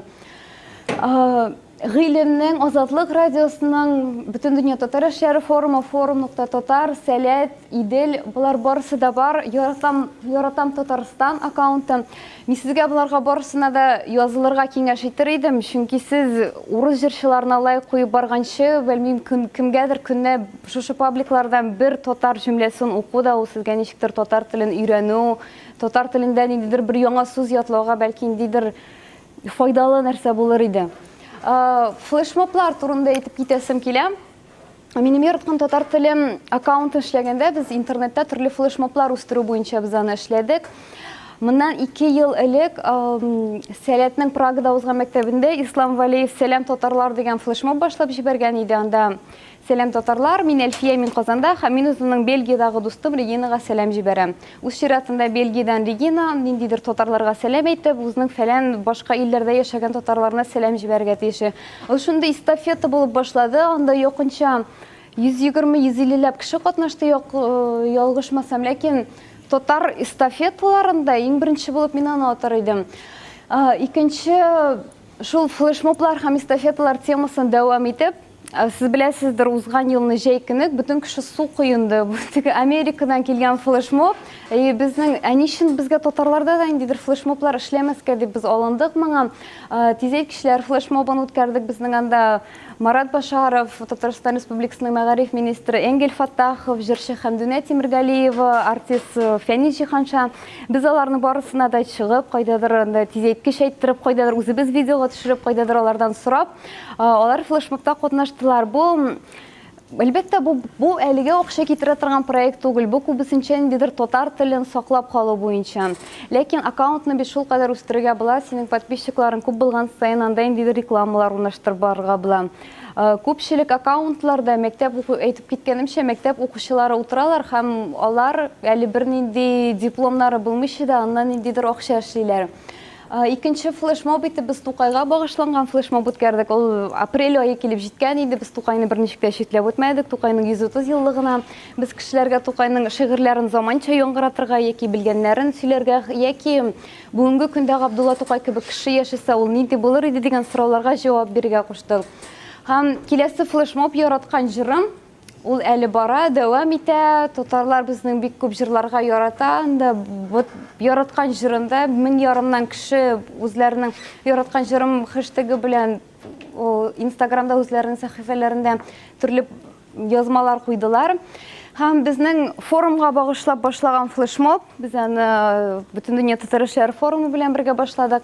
Татар хәрефе дөнья буйлап сәяхәт итә дип.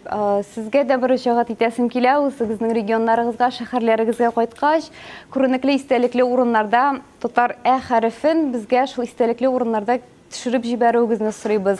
Бүгенге көндә Америкадан, Великобритания, Япония, Төркия 15-тән якын илдән катнаштылар һәм бу флешмобны без бер 10 көн элек кенә башладык. Фотолар җибәрәләр. Безгә кызык, бу ничектер татар мәдәниятендә үстерү, татарлар күпме регионнарга, илләргә җәелгән диләр. Менә чынлап та хәрефе ничә илдә йөреп чыгыр икән, безнең татар яшьләре никадәр актив икән дигән кызыксыну белән башладык.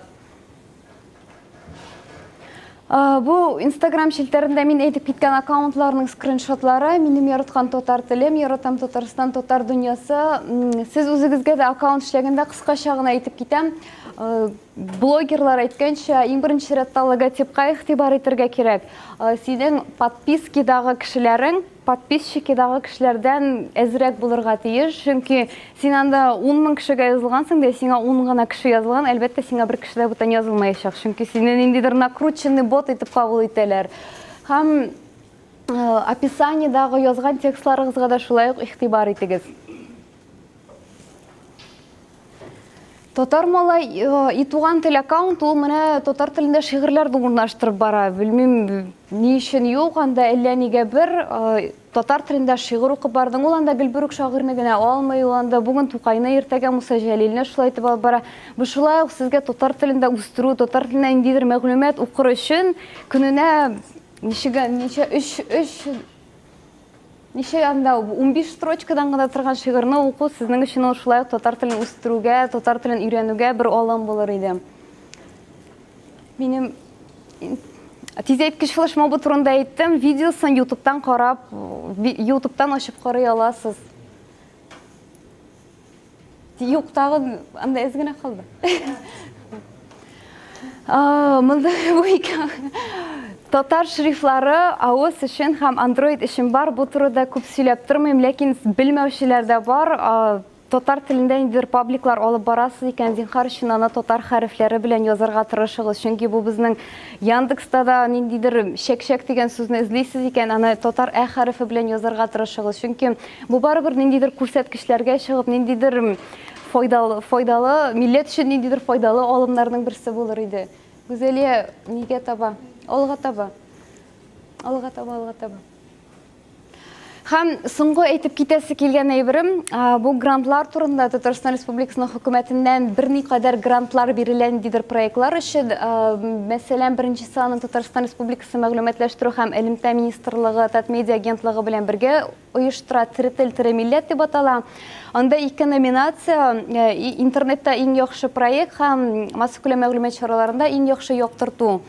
Грант күләмләре 2 номинация өчен 500 мең, анда уртача беренче урынга 90 яки 100 мең, икенче урынга 70 мең, өченче урынга 40 яки 50 мең тирәсе акча бирелә. Сезнең дә ниндидер сайт эшлисегез барды, бәлки ниндидер сайт эшли башлагансыздыр, сез аны үстергә телисездер, сезгә белмим, кайдадыр дизайн өчен акча кирәктер, кайдадыр нәрсә кирәктер. Шушы грантларда катнашып карарга тәкъдим итәм. Бәлки сезнең проектыгыз анда үтер, тулырак мәгълүматлы tel.tatar.ru сайтында алып була. Шулай ук Татарстан Республикасы Мәгариф һәм фән министрлыгы алга таба. Татарстан Республикасының яшьләр эшләре һәм Татарстан Республикасы Мәдәният министрлыгының да татар телләренә башлаган грантлар, проектлары бар. Сез аларның сайтларына кирип, шулай ук Яндекста җаз, Министерство информации связи Республики Татарстан аларның сайтларына кирип күзәтеп барыгыз, бәлки кайдадыр сезгә ниндидер файдалы булыр. Шуның белән минем презентациям тәмам. Игътибарыгыз өчен бик зур рәхмәт. Сорауларыгыз булса, мин җавап бирергә әзермен.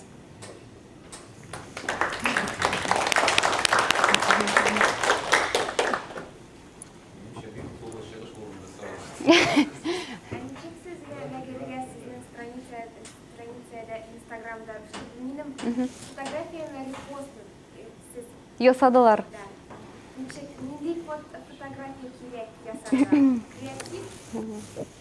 Менә Данил айтты бит, матбугат.руга төрле гәҗитләрдән кызыклы әйберләрне куялар һәм кызыклы заголовок белән куялар. Дөресен генә әйткәндә, Инстаграмда шундый ук принцип буенча алып барыла.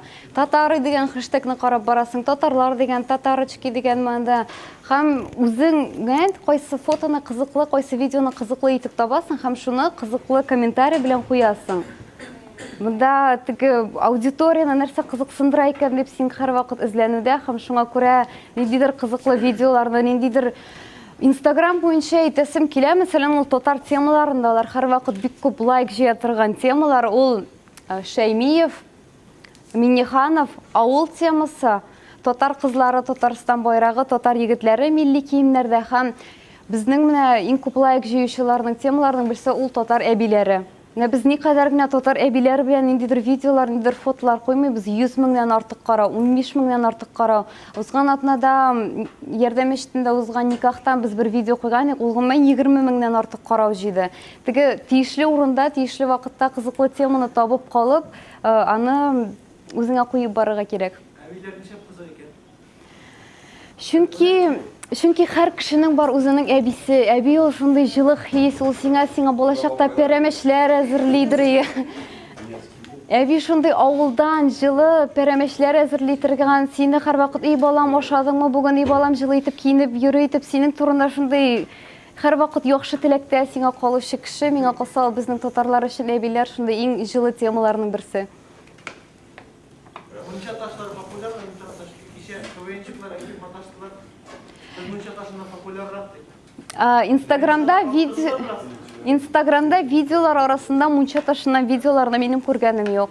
Аларның аерым аккаунт буларак та алып барганы юк, бәлки аерым бер чыгыш. Но аларның концертларына бик күп йөриләр, аларның бит аудиториясе бәлки әзрәк башкачарактыр. Здорово, все понравилось, спасибо. Там, где вот звезды были у вас в Инстаграме, добавьте в следующий раз Noise MC. Это что Таня? У него 109 тысяч подписчиков. Noise MC хоть раз публиковал что-нибудь на татарском? А Тимати публиковал? Были. Нет. Тимати, минуточку. В том году был юбилей города Альметьевск в Татарстане. Есть очень популярные фотографии, где он рядом с мэром Альметьевска и Тимати в таком национальном накидке с тюбетейкой. Эта фотка очень популярная. По крайней мере, Ваня, Noise MC часто упоминает о том, что он татарин в своих батлах. Я изучу, спасибо, да. Ну, это да, это логично. Но раз поставили Тимати, Нет, просто есть люди, которые иногда ничектер татар темаларына бирелеп китәләр. Вот Алсу недавно репостнула жизнь, нәрсә дигән картинка, жизнь без чая, как оныттым, татарча ит. Жизнь без татарки, как чай без заварки. Ул Кол-Шәриф мәчете янында төшелгән открытка. Һәм анда ниндидер милли хисләр бар. Noise MC-ны мөрәҗәгать итермен. Беләсезме, без менә флешмоблар башлаганда без аларның директларына язабыз. Менә алар безнең татар флешмобларына кушылырлар микән, ниндидер репост ясалырлар микән, ниндидер файда эшләрләр микән, язып карарбыз, бәлки ниндидер флешмобларга чакырырбыз. Монда татар телле аккаунтлар турында сөйләгәндә, аккаунтның хуҗасының канында татар каны булган ниләр турында түгел проектлар. Алар турында да, булар турында да. Инстаграмында бер татар сүзе юк икән, аның кайдадыр миндә татар каны бар дигән сүз инде. Ул татар аккаунты дигән сүз түгел бит. Юк, ул обзор иде татар телле кешеләр буенча һәм татар телле буенча аерым иде алар. Аерым иде. Безнең татарча буенча анда сорау бар иде. Анда, по-моему, татарча иң күп подписчиклар аккаунты. Без артка таба баралабыз. Беренче урында иң популяр татар җырлары, икенче урында кызык-мызык татарча, өченче урында ялгышмасам. Бу статистика июль. Азатлык бар иде анда, тагын шул икенче. Анда катнашучылар буенча сортировка юк. Анда нәрсә буенча сортировка? Нитеп Инстаграмга, ул просто саналып кына киткән булгайлар. Юк, тагын алга таба Инстаграм буенчадыр ул. Ул тагын берсе. Тагын берсе. Менә булар буенча монда бер нәрсә буенча да сортировка юк, бу гомумән ниндидер обзор буларак кына эшләнелгән. Икенче юлы сортировка эшләрмен ни буенча, катнашучылар саны буенча. Дөресен әйткәндә, минем дусларым буенча сортировка эшләнелгән. Но презентацияны бирә алам, ничек телисең, яңартып Бишбайша ничек телисен бері алам, біздің мәселен бар, Татар харифі дүния бойынша саяхат ете, бәлки аны да ничектір өлі барып бұладыр, тезеткішлер бойынша бәлки шуны ұқтыға. Менің де видео контест бар, мен аларына біріге, хамалар бен ұқтақлашырға ризамын, өзіңізді қолдана аласыз.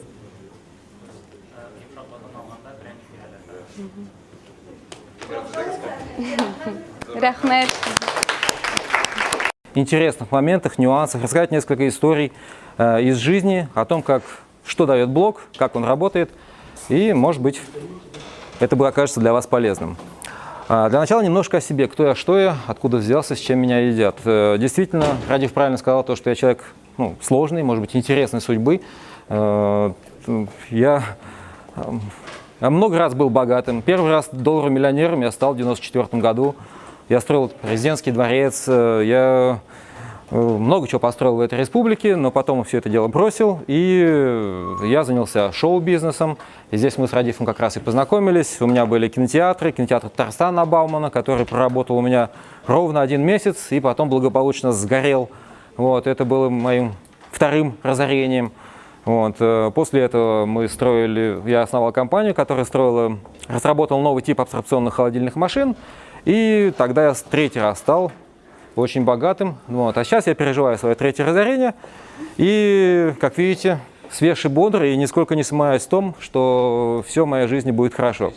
На самом деле, очень полезное мероприятие. Я думаю, что каждый бизнесмен в своей жизни должен через это пройти. Это дает своеобразную прививку. Ты понимаешь, чего ты стоишь, чего стоят люди вокруг тебя, кто тебе друг, кто тебе так погулять с тобой вышел. И это отрезвляет. Сам себе 15-20-летней давности я глубоко себе не симпатичен. Я был тогда такой, знаете, я козя-базя. Вот. Я первый раз обрел большую кучу денег. Я считал, что я поймал Бога за яйца, простите за выражение. Вот. И у меня все в жизни будет тип-топ. Вот. И когда ты первый раз оказываешься мордой в неприятной субстанции, ты понимаешь, чего стоишь ты, вот, и намного интереснее, как говорится, вставать. Вот. Но сегодня не об этом. Это маленькая затравочка, как говорится, просто для того, чтобы вы поняли, что меня стоит послушать. Теперь о том, как, собственно, я стал блогером. Блогером я стал, как обычно, случайно. В один из периодов моей жизни, когда у меня опять было полные карманы денег, вот, я не стал тратить на яхты, там, дома или что-нибудь такое, как это принято у бизнесменов нынешних. Я купил колхоз. Я читал газету и увидел то, что так и так продается развалины колхоза. Вот, арбитражный управляющий. Я поехал, посмотрел, действительно, это были развалины, но с другой стороны, совсем недалеко от города. Когда-то там было очень круто. На момент, когда я пришел, это было ничего. Мне пришлось 2 года судиться для того, чтобы просто это признали моим после выкупа. Вот. Потом я накупил тракторов, КАМАЗов, я купил 200 курдючных баранов, бычков, гусей. Ну, в общем, я человек увлекающийся и подошел к этому вопросу тоже так, со всей широтой души. Благо, на тот момент финансовое мое состояние позволяло такого рода эксперименты. Так вот, я рассказал об этом, потому что это стало той самой платформой, с которой я сделал шаг в блогерство. На тот момент я познакомился с несколькими людьми, которые мне сказали то, что «Опа! Есть вот такая тема», и мне стало интересным. Это было, я первый блог завел в 2002 году. То есть тогда еще это был несколько элитарный клуб, чтобы в живом журнале зарегистрироваться, ты должен получить приглашение от того, кто там уже такой прокачанный. Тогда были так называемые тысячники, если тебя читает 1000 человек, это было мега круто. Вот. Ну, такие старые перцы. Сейчас они уже почти все вымерли. Вот. Я начал писать, и оказалось то, что людям интересна история о том, как сумасшедший бизнесмен пытается возродить колхоз. Меня стали читать, я обрел свою аудиторию. Вот, со временем я начал писать не только про колхоз, я начал писать вообще о том, что я думаю, что я вижу. Вот, оказалось, что это тоже людям интересно. И в какой-то момент оказалось то, что меня читает очень много народу. То есть там 10-20 тысяч человек в день, 200, 300 и больше тысяч человек в месяц. То есть оказалось то, что моя аудитория сопоставима с аудиторией такого матерого, хорошего печатного издания и даже интернет-издания, целого портала. То есть это как раз один из плюсов той самой блогосферы.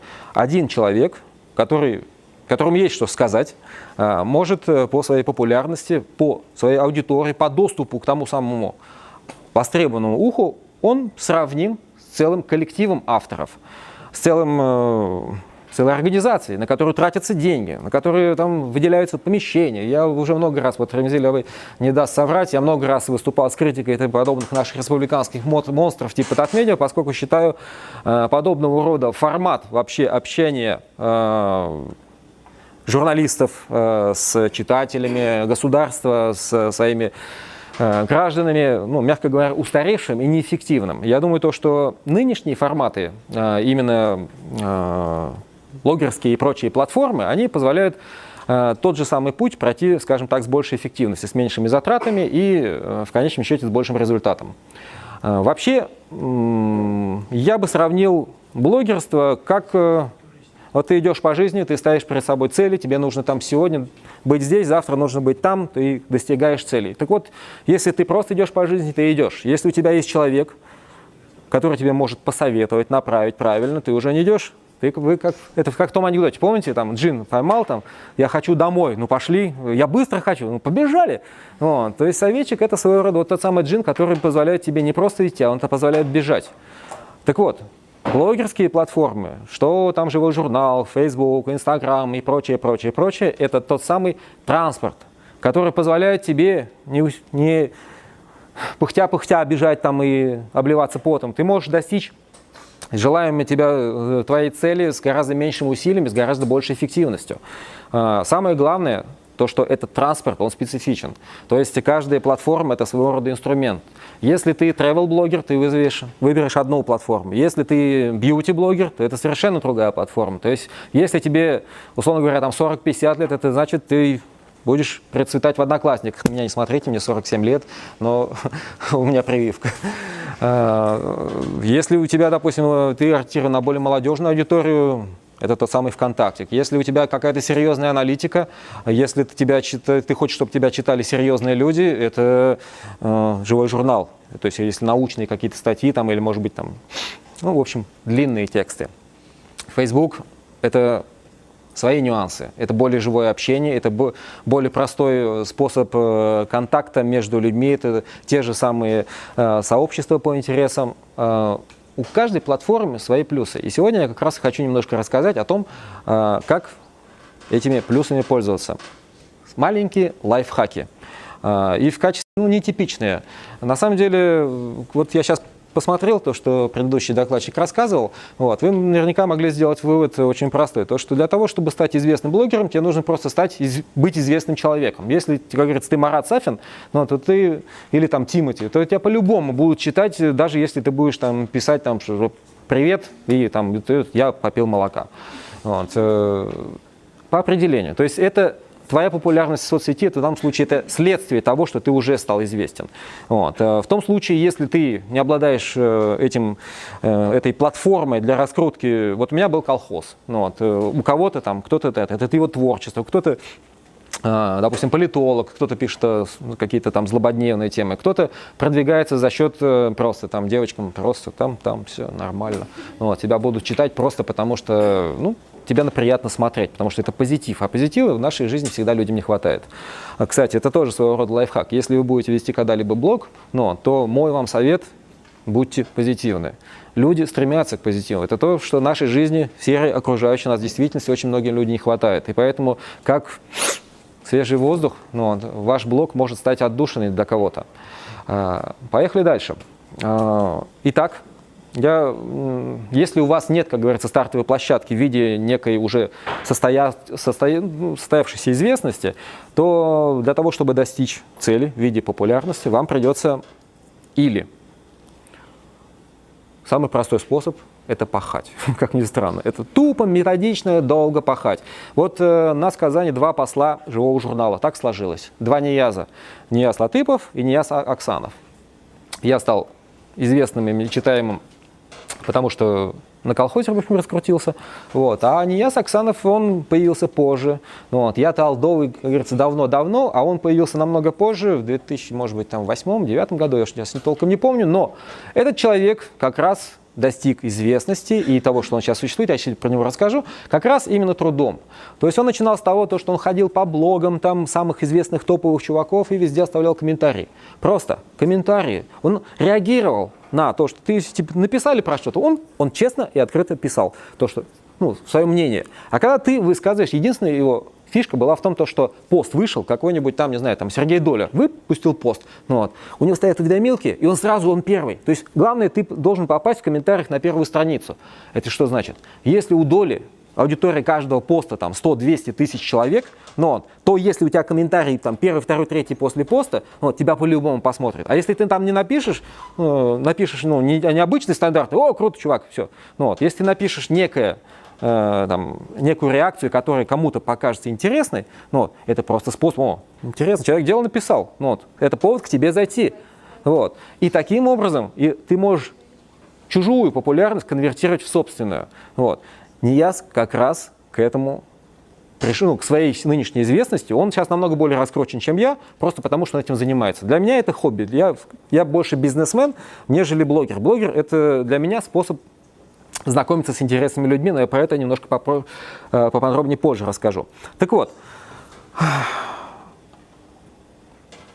способ Нияза Кукмара — это тот же самый способ студента. Первый год обучения ты пашешь на зачетку, потом зачетка пашет на тебя. То есть первый год он тупо, методично раскручивался, и в какой-то момент он обнаружил то, что его аудитория стала достаточной, что к нему стали обращаться люди и говорят, что чувак, джинса, где-то там что-то прорекламировать, где-то о чем-то написать. Но вся прелесть блогерства в том, что если у тебя есть аудитория, то тебя начинают звать. Тебя начинают звать на всякие мероприятия, на всяческие поездки по всей стране, потом по всему миру. Чем больше у тебя аудитории, тем меньше у тебя времени. Ты можешь, вот сейчас Нияз, он посетил 50 стран, не потратив на это ни копейки денег, но только чисто за счет блогерства. То есть его приглашают, ему оплачивают проживание, перелеты, все. Мало того, ему еще платят за каждый пост. То есть ставка, скажем так, средний популярный блогер получает от 10 до 50 тысяч за один пост. То есть это, написать пост, потратить 5-10 минут. Мало того, недавно приезжал у меня товарищ Олег Бармен, он был коммерческим директором живого журнала, и, кстати, тоже человек интереса судьбы, недавно выпустил книжку о том тоже, мы познакомились как раз на этой почве. Он 100 раз разорялся, я 100 раз разорялся, и, как говорится, мы здесь сошлись. Он сейчас через блог, он познакомился с Слободиным, это генеральный директор Билайна, и тот его пригласил возглавить департамент social media. Так что у него сейчас все, мягко говоря, очень хорошо. И этому он пришел тоже через блог. Так вот, блогеры, получается, разные. То есть у каждого свои задачи. Если для Нияза Кукмара он вполне доволен тем, что он просто тупо ездит, занимается тем, чем хочет. Он ездит по всему миру, он пишет об этом, то, что считает нужным. Ему платят за это деньги, но чем не жизнь? Я думаю, что очень много молодежи мечтало бы о таком времяпровождении, о таком способе жизни. Но это, как говорится, кому что нравится. Для кого-то тот же блог — это способ достижения своих целей. Для меня, допустим, блог — это в первую очередь интересно, это возможность знакомиться с интересными людьми. На самом деле это тоже своего рода лайфхак. Обратите внимание, зачастую крупные бизнес-проекты, они могут быть реализованы только в сотрудничестве с государством или с некими, допустим, с бизнес-структурами в виде банков, лизинговых компаний, в конце концов, просто инвесторов.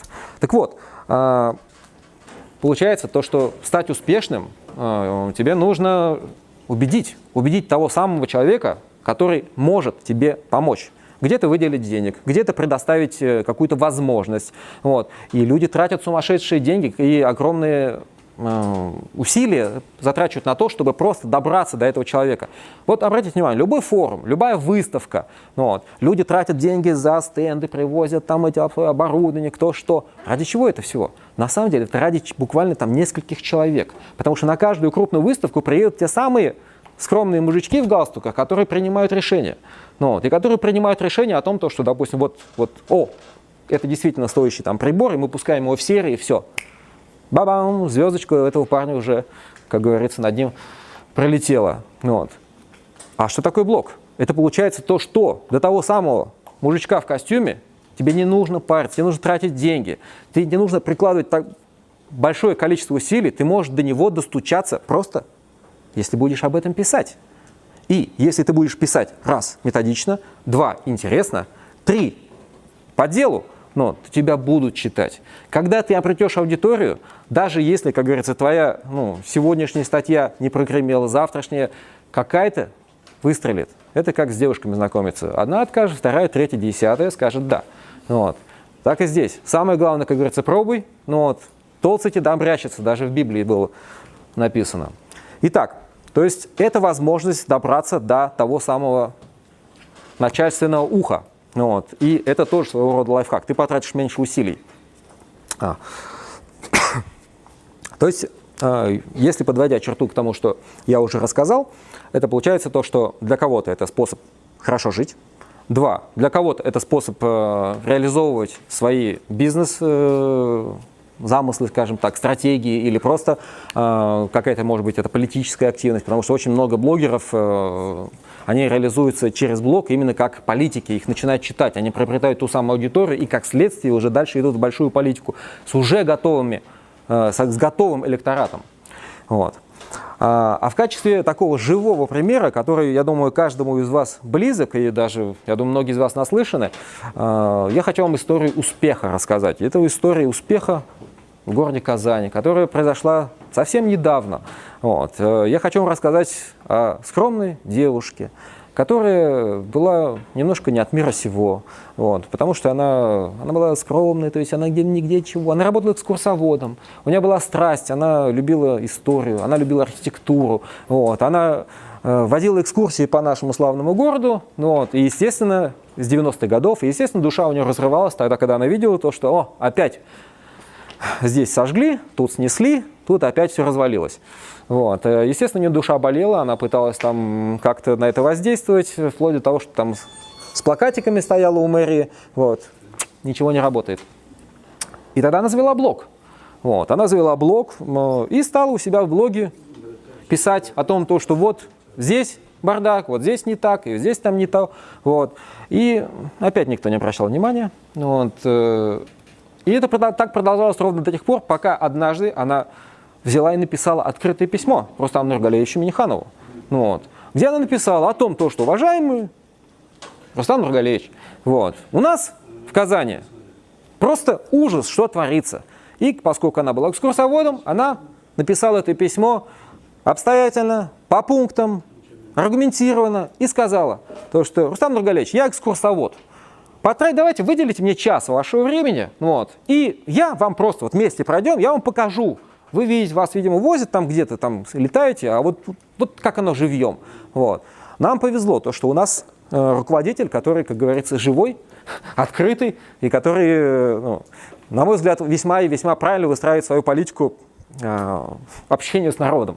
Он отреагировал, молодец, честь ему и хвала. Мало того, он, естественно, пришел не один. Он взял мэра, он взял прокурора, он взял целую когорту чиновников, целую свиту. И они прогулялись. Звали ее Олеся Балтусова. По итогам этой экскурсии на следующий день она была назначена персональным помощником президента. Ей выделили кабинет в Кремле. И сейчас она работает личным помощником, причем у нее не просто, как говорится, там такая для галочки должность. А сейчас все абсолютно архитектурные проекты, которые реализуются в городе Казани, не могут быть реализованы без подписи Олеси Балтусовой. Это и сейчас что произошло? Вы просто поймите, во всех, практически везде, давно уже сложилась очень привычная, распространенная, к сожалению, пагубная ситуация, когда рука руку моет. как это работает.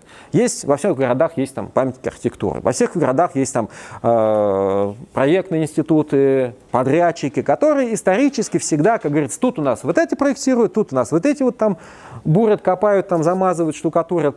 Вот. О чем это говорит? То, что все друг друга знают. Вот. И во всех тендерах и прочее у нас всегда побеждали одни и те же люди. Ну, вот. И, естественно, это все везде. Я не говорю то, что это точно. Я говорю, ну то, что зачастую было так, я просто не буду хаять огульно, но зачастую было так, что, к сожалению, средства расходовались неэффективно, тут откатили, тролливали, вот, замазали, покрасили, через 5 лет отвалилось, ну и здорово, надо опять красить, мазать. Вот. А тут появился такой фактор, который внес нестабильность в сложившийся круг. Вот. Оказалось то, что старые схемы не работают. Вот. Оказалось то, что нужно тебе доказать то, что именно столько денег, именно так потратить. Мало того, тебя еще и придут и проверят. То есть, подводя итог, что мы имеем? Мы имеем историю успеха, и даже не одного человека. Это история успеха и Олеси Балтусовой, это история успеха Рустама Нургалиевича, как человека, который сумел правильно использовать этот самый ресурс. Он сам,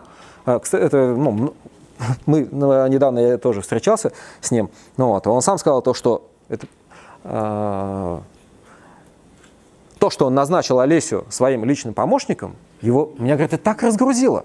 Потому что у меня голова не болит. Потому что раньше, это, как говорится, это нужно было самому постоянно тут ехать, тут разбираться, принимать решения. А тут человек, раз, компетентный, два, по-хорошему сумасшедший. Потому что сейчас ни у кого в мыслях нет даже прийти, как говорится, там, то, что давай тут закрой глаза, трали-вали, там, то есть все, вот получишь. Потому что все знают, это такой человек, которому это не нужно. Вот. Так вот, получается то, что малым, точечным воздействием, воздействием грамотным, были достигнуты очень и очень миллиардными цифрами выражающиеся результаты. Ну и даже если не обращать внимание на денежную составляющую, самое главное – это реальные, хорошие практические результаты в виде сохраненных зданий. Это в виде огромного количества людей. Вы сами видите, какое количество туристов сейчас к нам начали приезжать. Это же комплексное, как говорится, одно тянет за собой другое, третье, четвертое, пятое. Вот. И я считаю то, что такого рода лайфхаки, они должны быть... Я вот не знаю, к сожалению, что это за аудитория сегодня передо мной, кто вы, что вы, студенты там или еще где-то как-то. Но я думаю, то, что это должно быть не просто поддерживаемо, это должно быть продвигаемо, это нужно учить. Кстати, тоже в качестве примера открытости нашего президента. Я только с ним как блогер встречался несколько раз. Вот последний раз нас пригласили, когда был НИФорум. НИФорум съехали со всей страны, тысячи блогеров со всех платформ. Парень со мной рядом сидел, он посол ЖЖ в Минске. Он мне говорит, спрашивает такой, а что спрашивать-то? Я говорю, в смысле, что спрашивать? Тут он говорит, типа, спрашивать, я тоже хочу там вопрос задать. А что спрашивать? У вас где согласованные, в общем, вопросы? Я говорю, какие вопросы согласованы? Ты что? Бери да спрашивай. Он встал такой, опасаясь, говорит, что вот у нас там Александр, Лукашенко, в общем, у нас, говорит, такого в принципе быть не может. Он говорит, может, вы посоветуете своему коллеге по должности о том, чтобы вот оно, как оно должно быть. Вот. Так. А хотел я еще рассказать немножко про другое. Вот я еще что хотел рассказать. Я про Бармина начал. Увлекающийся человек, да? Да. Если... Говоришь, вот боюсь, что нас на ужин позовут, и ты не успеешь... Ладно. 5 минут.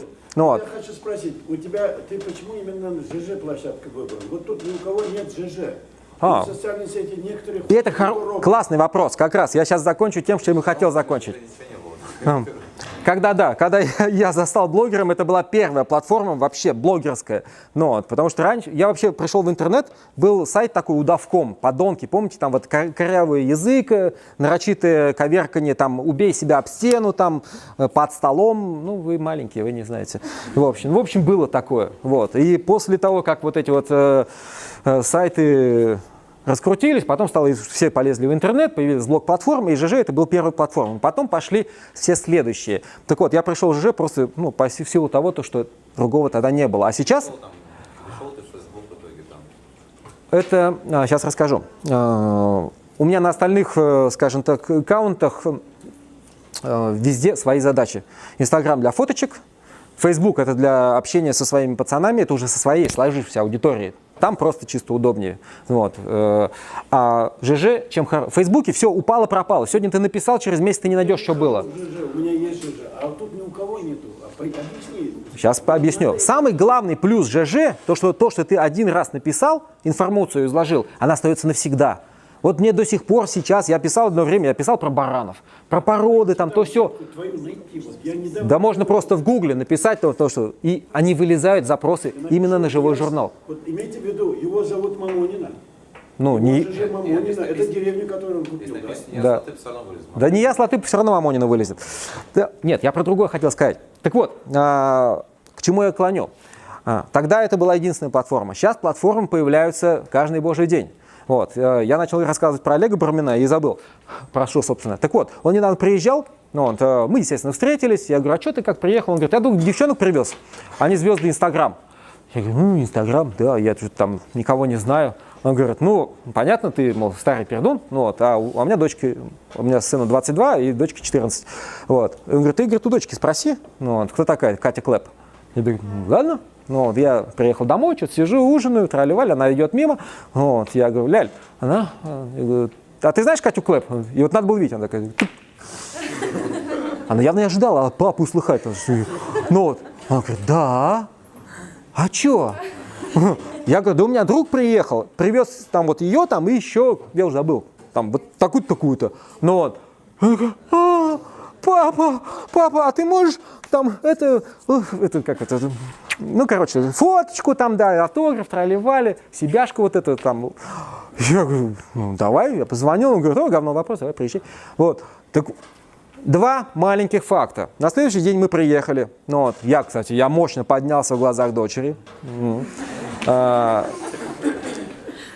там вся пофоткалась, все такое. Так вот, мы ехали в лифте.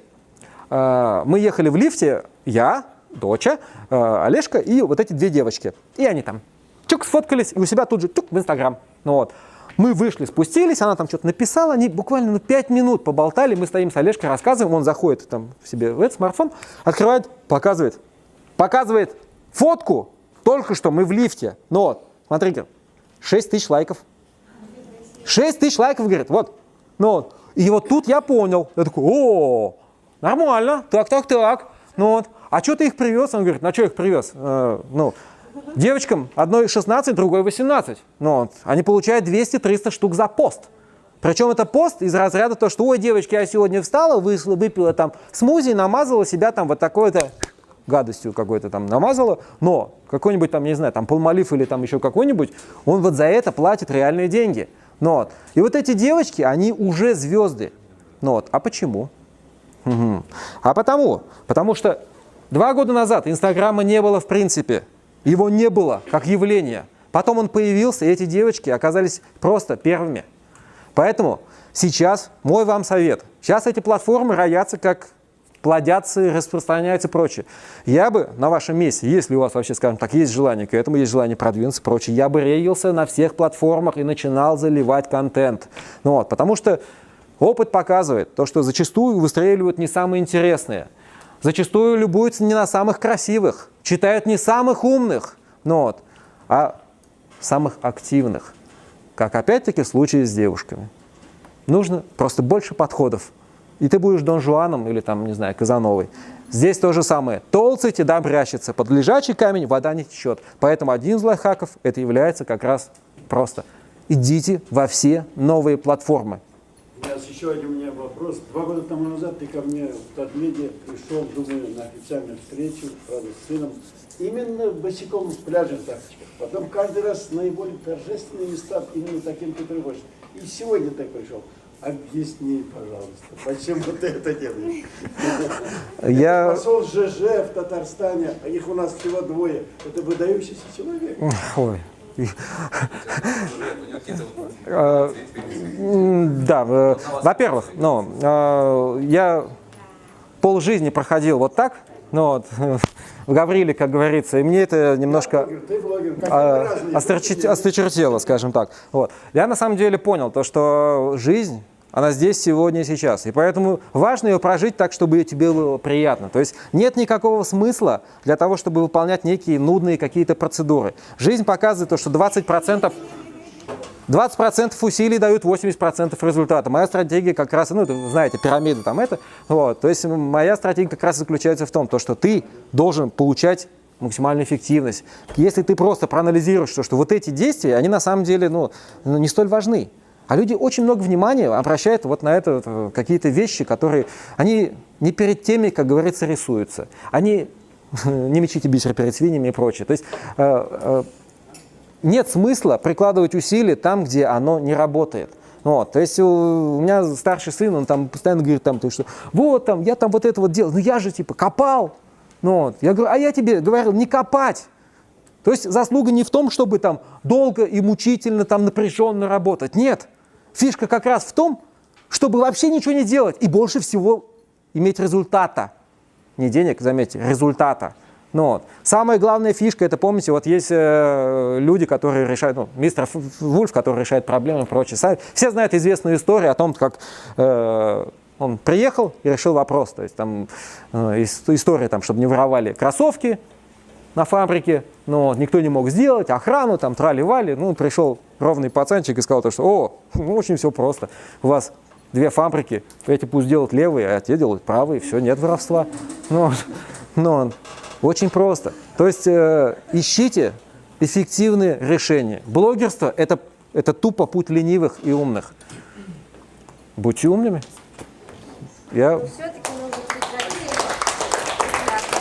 Что? Все-таки надо имидж, наверное, изменить. Почему? Потому что ваши пальцы на ногах никому не интересны. Не судите. Это немножко неправильно, мне вот так кажется. Спасибо. Не надо нравиться. Вот именно. Я ничего не, чтобы нравиться всем. Но я думаю, то, что я большей части этой аудитории... Это я обратил внимание, это никто не обращает внимания. И словесные моменты тоже.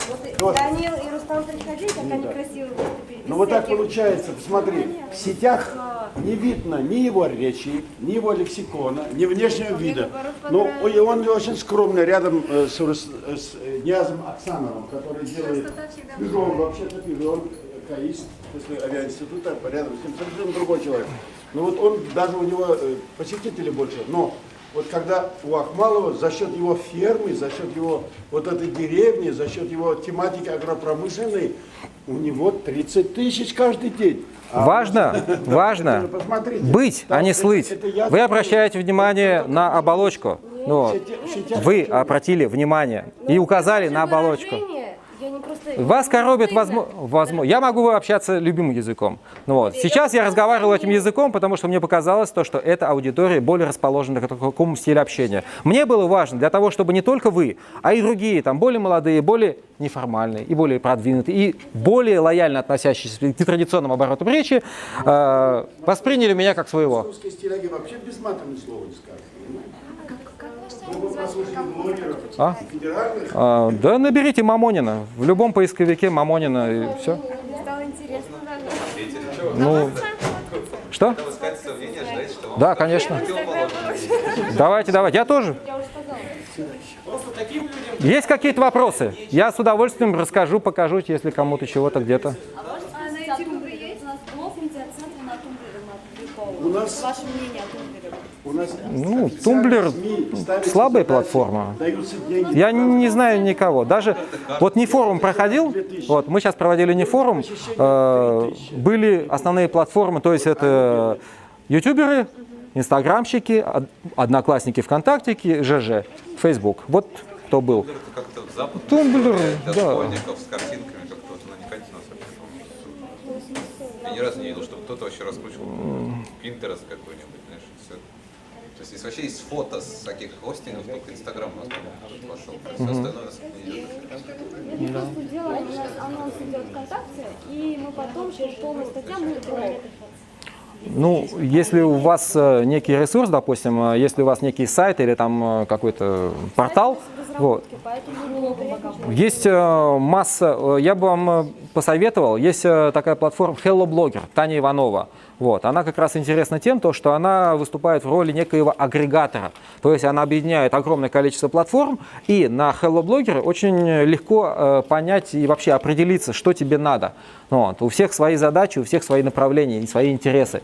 Вот. Hello Blogger позволяет, скажем так, понять, через что тебе лучше работать. И еще, если вообще вы интересуетесь благосферой, особенно с точки зрения профессионального интереса, очень важно, вот здесь прозвучала информация о том, что очень много дутых блогеров, тех, у кого подписка, количество подписчиков, такое, накрученное. Вот, да, такое есть, потому что много людей, которые не парят, и которым там показал циферку, все, ты звезда. Вот, а это означает, что ты можешь гонорар получать там за то, что за свои же те самые посты. Так вот, есть достаточно много сайтов, которые позволяют выяснить, да, кто ты есть и что ты. Там он даст тебе историю твоих посещений. Если ты видишь, твоих подписчиков, к примеру, то есть это основной инструмент. Приходит тебе парень и говорит, что у меня 50 тысяч подписчиков, а ты приходишь, смотришь историю. Ага, в сентябре у него было 10 тысяч, а в октябре уже 50. Оп. Все. Вот все понятно. Честный парень, все нормально. Вот. LiveDune этот сайт называется. Да. Спасибо большое. Спасибо.